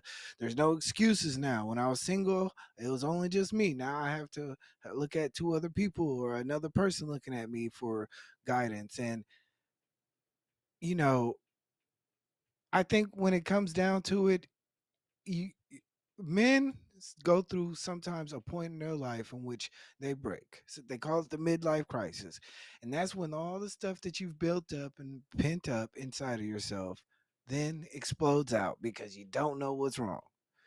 Usually it's mother issues, sometimes father issues, sometimes it's anything.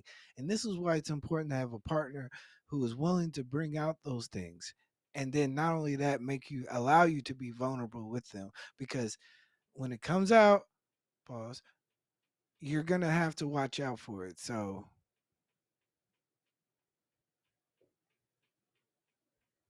Rayshawn, what would you like to say about the video? And men and intimacy and being vulnerable. Because he turned it back on us, but that's okay. We're going to let E Black have that. Yeah, because when he wait. first said, What did I say wrong? What did I say wrong? You didn't say anything wrong, but you turned it back. It was a joke. Nothing. You good. Perfect. What did I turn back? What? Because you said watch out. I thought the way I took you was like watch out for that woman when she explode. If she be ready for No, it. watch out for yourself. Oh, I took it as the woman. Okay. Okay, yeah, because watch out for yourself, then you would explode. Pause. Anyway. all right, no, the intimacy thing, that's important. And that's another point that I wish I brought up earlier. From the young women at the beginning to now, everybody doesn't want the same thing. That's that everybody doesn't want marriage, everybody doesn't want intimacy. Like you said, vulnerability. Some people are afraid of vulnerability. Some people have been hurt and traumatized, so they're really deeply averse to being vulnerable with another human being. So we have to admit that not everybody's going to be on that same path. Even if they think they are, even if they've been taught that you got to get married and have kids, no matter what the story we tell ourselves is, not everybody is ready for intimacy and vulnerability. Everybody's not there, even if they think they are.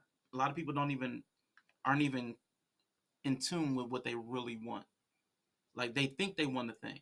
Like Juanita Bynum, I thought I wanted a thing, but I ended up finding out I want something totally different because I got what I wanted and it left me unfulfilled. So the intimacy is deeply rewarding and fulfilling, but it's also scary. And we have to admit that that vulnerability is really scary for men and women. So I know you talked about, I want to tie this in with the leadership piece, with the same thing we talked about with submission. It's a big term and it's not what we're using it as. Most people don't even have leadership characteristics. That's a rare trait. The whole alpha, leadership, all that type stuff, those are rare across humanity. Like it's like 15, 20% tops of people that have traits of leadership. So what we're actually saying when we say leadership is probably something else. It's probably something more like command, responsibility, accepts authority. It's something like that because when they define leadership and the traits, that's a rare thing. It's not something that most people have. So most people are not in relationships where somebody has leadership qualities. But we may be looking for somebody who's committed or accountable. There's probably another word that would be better to use. Just like submission. I complain about the use of submission because a lot of times when we say submission, what we're saying is I want somebody who's not second guessing me, or I want somebody who doesn't challenge me on every decision. I want somebody who doesn't countermand me with the children or go behind my back. So there's typically another concept that the word submission and leadership are umbrellas for. So even with the leadership thing, I want to say most people are not leaders, but there's something you're expecting from them. We need to identify what that thing is. Maybe that's being decisive. I don't know. Maybe it's a combination of factors or traits or characteristics. I don't know. But leadership, that's a broad word that encompasses a lot of things that most people are not. Even CEOs. A lot of CEOs are not leaderships, which is why they get fired and their businesses fail and things like that. So we need to clarify a little bit better what we mean. And I think with that video, just tying it all back into where we actually, I went on a ramble. But vulnerability and intimacy, when we're looking for those things, we need to understand how difficult that it is to give because it's frightening, because we've been hurt for so long. And then it's also hard to receive because a lot of us have been accepted that we're not worthy of love. So if somebody does open up to us, it feels strange. It's uncomfortable for somebody to put that trust in you, and we'll run from it. So we're not groomed to have healthy relationships. We're actually groomed for the opposite in most people in broken families. So we have to start with that understanding, which what y'all talked about, grace and like that. Like I started this goofy term on my channel, but I say we need to fug each other. We need to forgive. We need to understand, and we need to give grace. Forgive, understand, give grace. If our relationships were built on that as a starting point, we could get and you have to have communication. Because if you're not able to communicate what you do want after you've been forgiven and understood and given grace, like you have to be able to communicate the actual thing that you're looking for. So I think we do need more of those soft skills to bring into the relationship so that we can even approach intimacy and vulnerability. Okay, great point. And I went and looked up the word leadership. And I'm talking about leadership 100% according to all the skills and everything. But I'll say, but you are making a great point. See, we cannot implement, nurture, develop anything that we haven't seen or are doing or cultivating. So, leadership, it has to be for just being a man. Okay, I'm gonna give it that. Just being a man, you should have that quality of leadership. I think every human being has that capability in it for the most part. But let's say a man. So leadership, it says clear communication, strong ethics and standards, organization. It says flexibility to change, create feelings of togetherness. See, I'm not saying, Ray Sean, I meet you you're 24, I'm 22. Okay, we like each other. Okay, we're going to get here and develop and cultivate this and grow and push each other and learn and get there together. But ultimately, your beginning point is you are a leader because you are a man. Because you should tell, not every man, but I'm talking to Ray Sean. You know what I mean? I know it's, believe me, motherfucker, I know it ain't every man. Ignore my I face, had a please. man Ignore that my it face. wasn't. Go ahead. Are you done? No, I'll just say ignore my face. Continue making your point. Just ignore my face. Okay. So, being that man, that's what you desire. That's what that woman desire, and then that's what we should be working for together. I'm not saying leaders are born. They're created. You make a choice. You have to feed into yourself. You nurture it. You grow it. You feed yourself.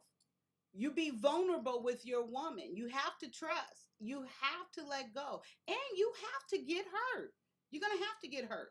There's no way around it.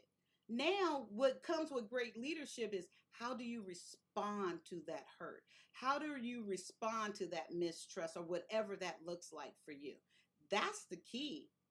Your response to it. And then after that, how do you apply that to your life? How do you use that to make you the greater leader to become? because we got to go through these things to get to who we're supposed to be. And we're going to continue to go through things to continue to get to who we're supposed to be, because we're always striving to be. We should be, to be greater, to be better, to be stronger, better leaders. We should never stop. So you should expect, the Bible says, expect, hard times, feelings hurt. Expect it. And then when it comes, don't act surprised. Be prepared. That's what comes with it. But you gotta get in. Okay, we in this motherfucking basement. Okay, now as long as we in this basement, okay, cool, we here together. But now we gotta make a step towards that motherfucking front door to get to those stairs to get up out the basement. You gotta make a step towards it. You gotta make a stride towards it. And the best way to do it, in which I'm preaching and saying, you find that partner here in this basement, wherever that is for you, and stride there together. But you have to let go. You have to be vulnerable. You have to be willing to be hurt, maybe more than one time. But think of it this way, you're going to be hurt. It's going to be a lot more than that. It ain't going to be the same person the same way. But get ready. Be ready. Put the whole armor of God on. Get your minds ready. Be prepared for what comes your way. That's a leader, a quality of it, but you got to nurture it. Okay, I'm done rambling about that. But anyway, but thank you for letting me look that up. Go ahead, Rashawn. Yeah, I'm with you to a point, but I just want you to catch what you said. Like, you looked up leader, and then you listed about 8 or 9 facets of a leadership organization. There was a whole bunch of. That's what I mean by umbrella term. Leadership had like 8, 9, 10 characteristics. It is not normal for a young black man, like the people that we're talking about, to have developed those characteristics in our upbringing by 18. It's just not, that's rare. So like, well, that's what I said. While you're here in the basement, when you go Right. through these trials and errors, you develop it as you go along. Okay. I'm coming to that. So what I'm saying is, most people, like, because this is something also you said, like, you meet a man at 24 and he's a man and has leadership qualities, but you develop them, right? You develop them. We're not even men as far as conceptually. We don't understand what that means. So they're just words. So people can say you're a man, but it's just a word, because we have nothing to base that upon. Like, the dollar has no gold standard. There's no underlying value to manhood. So we make things up. So leadership is the same. You outlined, when was the last time you heard a panel full of black men discussing any of those 9 things about leadership? Now you've probably heard them talk about leadership. Now, E-Black, I'm not trying to discount E-Black. E-Black talks a lot about stuff. He's had the faith. He's had the psychology. E-Black has real talk. But I'm talking about, generally speaking, when all these men panels are they're talking, they do not talk about the principles and break them down so that you have an understanding. They just use broad umbrella terms like the leadership and submission. Leadership, submission. What does that mean? Nobody knows. So, like, you had all those individual identifiers. I have never had anybody in my life come up and talk to me about any of those principles or develop those competencies until I was grown and started doing it myself. So again, that's why I said the relationship, and it shouldn't have been on her to carry that burden when I lived with her and she instilled a lot of that stuff coming from a single father. It shouldn't have been on her to grow me up. Women are rejecting that idea. I'm not gonna struggle love. I ain't gonna be his mama. All that good stuff. That's cool. I get it. You shouldn't. That burden shouldn't fall on you. But our men are being failed because they're not being created. We're sending unprepared adults into the world and throwing labels at them, and they don't understand what any of them mean. So I'm with you on that. But with we should have a level. And you're absolutely right. And I'm sorry, E-Black, I'm gonna let you come in right after this. With that being said, okay, So I use 24 for an example because I think you should, that's a great age to start building together. Okay, let's go to the older men, like what you said with your situation. She shouldn't have had to do that, but that's what life is. That's what we are. We're all trying to figure this out, especially us as Black people. Yes, see, all of us first need to understand where our starting point was. I showed the video of the 400 years behind, then our gun shot off, and stuff. So we need to, women, that needs to be established, and that's the foundation of the understanding. It should be, but I know it isn't. But it's each one teach one, is one at a time. Here you say Black does it, I'm sure you do it. Here we are, we're talking about it. So with that being said, going back to that leadership and saying other people, they're throwing those words out there and it's just an umbrella of words and you're not breaking it down. That's why we here now. And let's go, we still in this basement together. So, and we're all different ages, we're all different abilities and knowledge wise, and some not as smart, but to their ability, we're putting it out here, and then and I will say this though, in this day and age where you can look up every motherfucking thing and it's up to these men. If you don't know what the fuck leadership means, look like, you see how quickly I just typed, and if you don't know how to spell it, you can push the microphone and say the word. I don't even pronounce everything right, but this bitch know how to get what I'm saying and give me the definition. So there's no excuses for knowledge and understanding. You have to have the desire. So Kyia, oh, I need you to fuck. I need you to fuck these men. I need you to fuck these men because you're expecting them to not know when they think they know. So again, like I said, people have been throwing labels at them.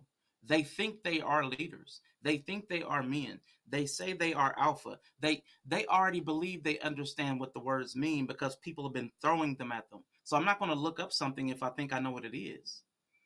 So I mean, you're right. If they knew they were ignorant, if they knew they were ignorant, like what's that thing about a slave? I could have got more slaves to freedom if only they knew they.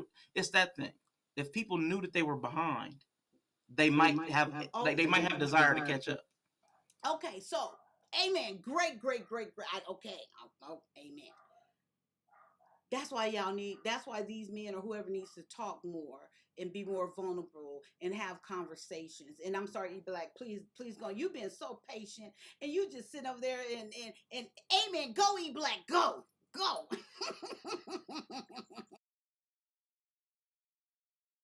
No, y'all killing it. Like what do I have more to add to that? We're still talking about vulnerability, right? Yeah, so yeah. No, I've I just said what want I to had make to sure I say wasn't about it, and leaving y'all you out added because on you're to it. hanging around. But the whole leadership thing. But no, Rayshawn, once again, that is a great point. You don't know until like I'm thinking that what happened? He just was like, "Oh, okay, but Russia." I heard you. I pick up clues very well. You know what I mean? I was reading your body language. It gave you the opportunity to make sure there's anything you want to say. You read my body language, only my neck here. Pause. I read people very good. Okay. I think so. I don't know. It don't matter. It's my show. So anyway, Kyia, you know I love you guys. Stop playing with me.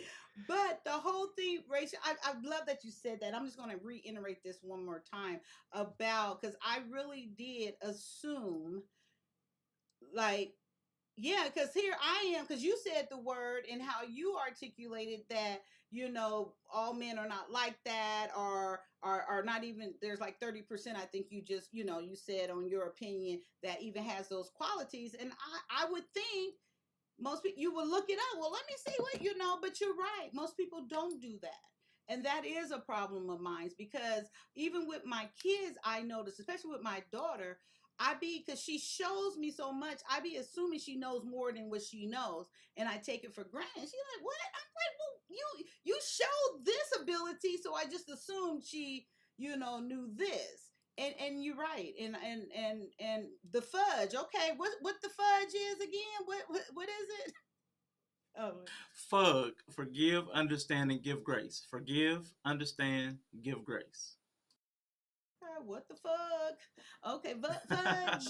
Fudge. Okay. So anyway, okay, so a great conversation. We must do this again. But don't leave yet. I still got one more video. And this is what we're ending on. Is the okay. I was gonna show one what it looks like for I won't show that one. No, I'm gonna have to. I have to complete it. Okay, I don't. Yes, I'm gonna do it. Come on, you can do it, Kyia. You can do it. Okay, thank you. We're gonna do it real quick. Actually, I'm just gonna do them back to back, and then we're gonna talk and we're gonna end it. Okay. That's smart. Yep. Okay, amen. Thank you. Okay. Oh wait, let me think. Okay, I gotta go. Okay. Well, there we go. You know, outside of our day. Okay, let me do that. And then, okay, here we go. Let me turn it down. Oh, what did I do? It's gone. Ah, what did I do? Wait, 1, 2, 3, 4, 5, 6. This is the last video I wanted to show you guys.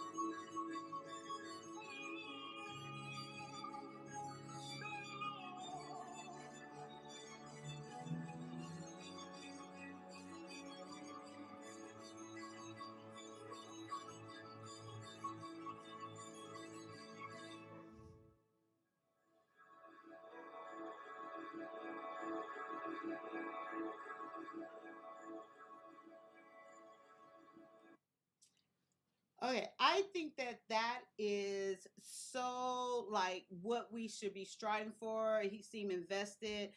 But I'll tell you guys, my husband cried at my wedding too, so I don't know. No, I'm kidding. He did cry. My first husband. He was very emotional. No, he was very emotional. He was very happy. You know what? But y'all gotta see the other video. Then we gonna be done. Y'all gotta see it. I'll just find it real quick because this is. He was crying because it cost so much. Shoot. That poor. You right. He got okay, here it is. All them flowers. You know, Okay, last one, and then we're gonna talk, and then we're gonna end the show. I thank you guys. I appreciate you guys so much. Outside of our dad, you know, I can say comfortably now, without even asking James, this is our hero. This is the man that's been the example for us. Outside of him, you have set the standard in terms of how to carry yourself, how to be a real man, how to take care of the people that are around you, how to be a real provider. You know, I mean, it's been so many times when I've been hard-headed, haven't listened to you. I've tried to go my own way, and you never turned your back on me. You never showed me.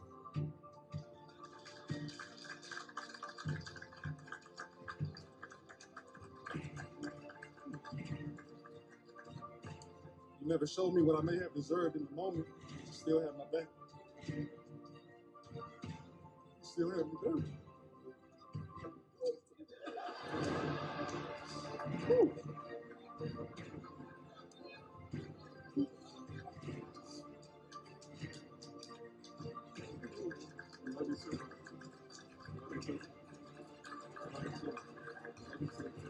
You know, outside of. Okay, so I wanted to show both those videos because, for one, this is in lieu of the other video what vulnerability looks like. You know, he expressed right there how he feels about his brother, and then you seen the dad and the two brothers because the dad was the first gentleman that was there, and he said even aside from his dad, his brother. Oh, that's the dad, right? Oh, well, I can see. That's the dad right there when it first came on. So it's like he expressed with his brother and what it meant. You know, I think that is amazing. I think that needs to be shown and shared more often. Ray Sean and then E Black, and then we're going to conclude this wonderful show. No, I do agree with you. I know I heard it over Brother He Said on Harris Tribe Media Group. Like I don't remember exactly how he worded it, but it was like we have to be able to love on men openly. I know he didn't make it sound pause worthy, but of course, the way we're inclined, it sounded pause worthy.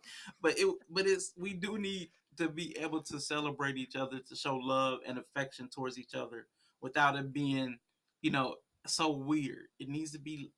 It's got to be more comfortable for us to show emotion.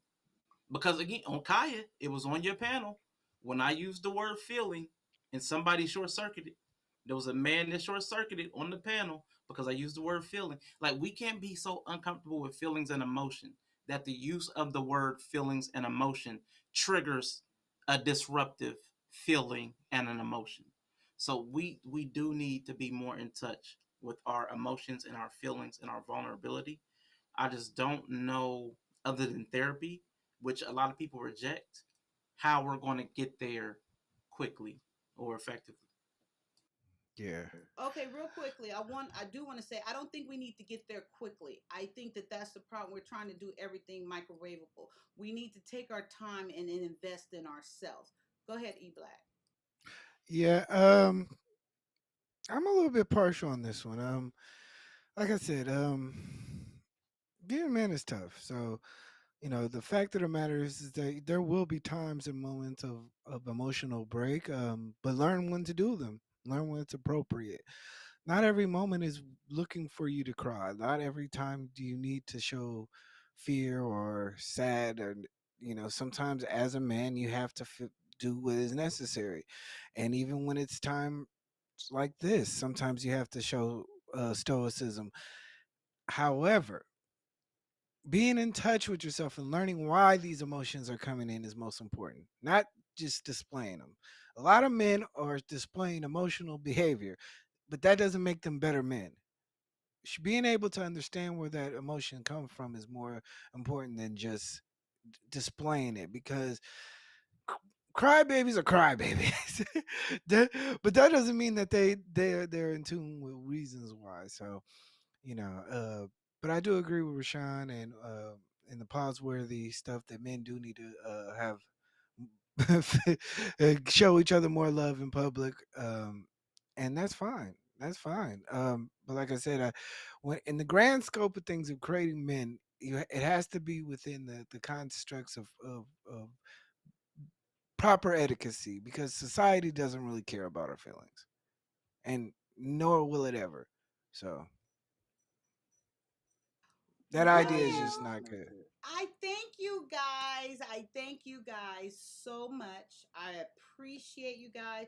This is my first attempt at even doing this whole organized, trying to put a panel together and have a topic. And this is my very first effort, and I'm proud of myself, and with all the hiccups, it's just a learning thing. And I appreciate everyone who came through and watched as well.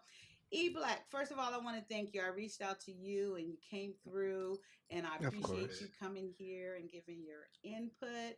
I put your link, or what, down there in the description. I Your put link you is in the there. description. Say it with me. Link is in the The description. link is in the description. Hmm. Right. Okay. So you guys can check that E Black out on Facebook. He has a group that you need to go back over there, and you haven't been active over there recently, I noticed. I'm Yeah. looking for a social media manager, because This I shit's be too more much in. work. Yeah, it is a lot of work, and I don't like bootlegging, so I don't want to What repeat is a lot of stuff. bootlegging? What? Reposting other people's stuff that Oh, gotcha. Yeah. Oh, yeah. It has to be yeah. I feel you there. Okay, yeah. Rashawn. I appreciate you. Rashawn is over on Twitch, and I put his link is in the description below. And I see some. I've seen some of your stuff through what you put on Facebook. That's how I had such a hard time finding your link earlier, because I'm like, where he at? You told me over on Twitch, but I enjoy your conversation. I'm for sure going to have you back and have some more great conversation. But is there anything you want to say? You're not on. Are you on IG and all those other things? I don't like IG. I really can't stand IG. I just saw your message to me today. I just want to say thank you for having me. Thank you for thinking of me to reach out to me. Because I'd only been on your panel the one time. It's been a pleasure to be up here with E Black. Never been on a panel with him, so pleasure. Yes, you have. I have. Yeah. It must have been so long I forgot. Yeah, it's been long. Oh yeah. Oh my God. Yeah. I guess I have. He's like, yeah. Yeah. But yeah, I thought of both you brain guys fart. right away, and then I was like, I had a hard time thinking of women because women don't like to cam up, and you know, and then when I was like, oh, Terry, and then I was like, oh, fuck Bree, and I had the hardest time finding Bree, and Bree got the best social media stuff hooked up, tied in. I was like, okay, I didn't know she had all that because I've seen her on Twitch, and she said, you can find me everything, and it's so organized, and I'm gonna have to. Lord. Okay, I'm gonna let you guys go. I'm gonna hire Bree. You can't afford Bree. We got. Oh, I'm gonna put you guys down. I thank you guys. I appreciate you guys. Everyone else, do not leave yet. I'm gonna say a couple of more goodbyes to you guys. I'm not gonna talk much longer. I promise. So I'm gonna put you guys. She's lying, everybody. She's lying. Okay, you guys, there you have it. Just Kyia. This has been so much fun. It's a lot of motherfucking work. I kid you not. This was hard. And I still didn't even get things done that I wanted to and organized. But I'm telling you, I think this going forward would be a much better plan. I think it was more productive. I believe some great messages and lessons got through with having this conversation. I look forward to doing it again. And of course, I'm still going to go freelance as well, just putting myself out there. But I thank you guys. I appreciate each and every one of you guys that came out and spent time. I know our time is so valuable. You can be anywhere. And you guys know I don't celebrate holidays. I didn't forgot it was 4th of July. My bad. I'm sorry. But anyway, I hope you enjoyed your time here with me, Rayshawn, E Black, Terry, and Bree. Look forward to us. We're going to all come and do this again. I think this was amazing. And I love when we have the great conversation, the authentic conversation, not that same old bullshit. I know y'all tired.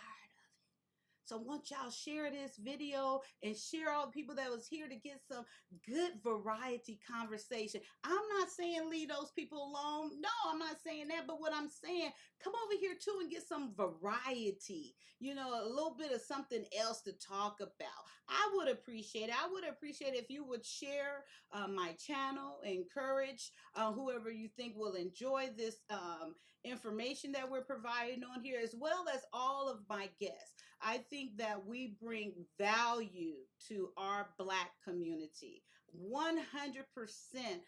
Each and every person that was on this panel, including me, we bring value to us as a people. So I would encourage you, the way that this spreads, you guys, that you put the word out there, that you share what we're doing, that you like, you subscribe, hit the notification, leave some comments, you know, share us.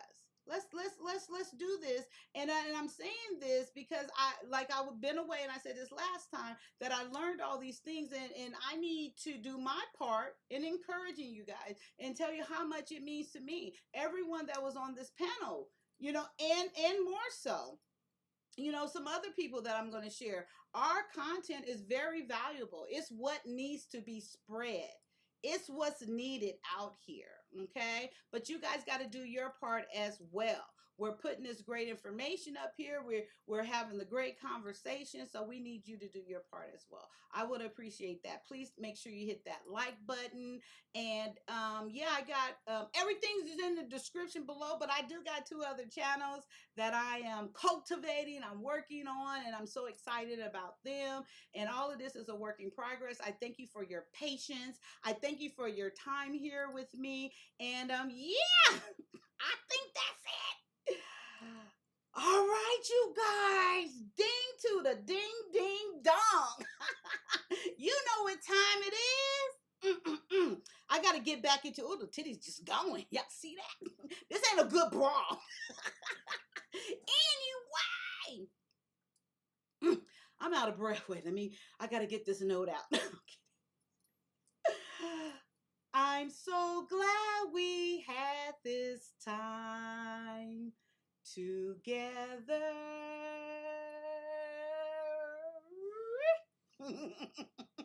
I love you guys. I appreciate you guys. Please share. Go follow everyone that was on the panel. Their information and their content is worth it. Bye. Come back again. I'm going to do better next time. I promise.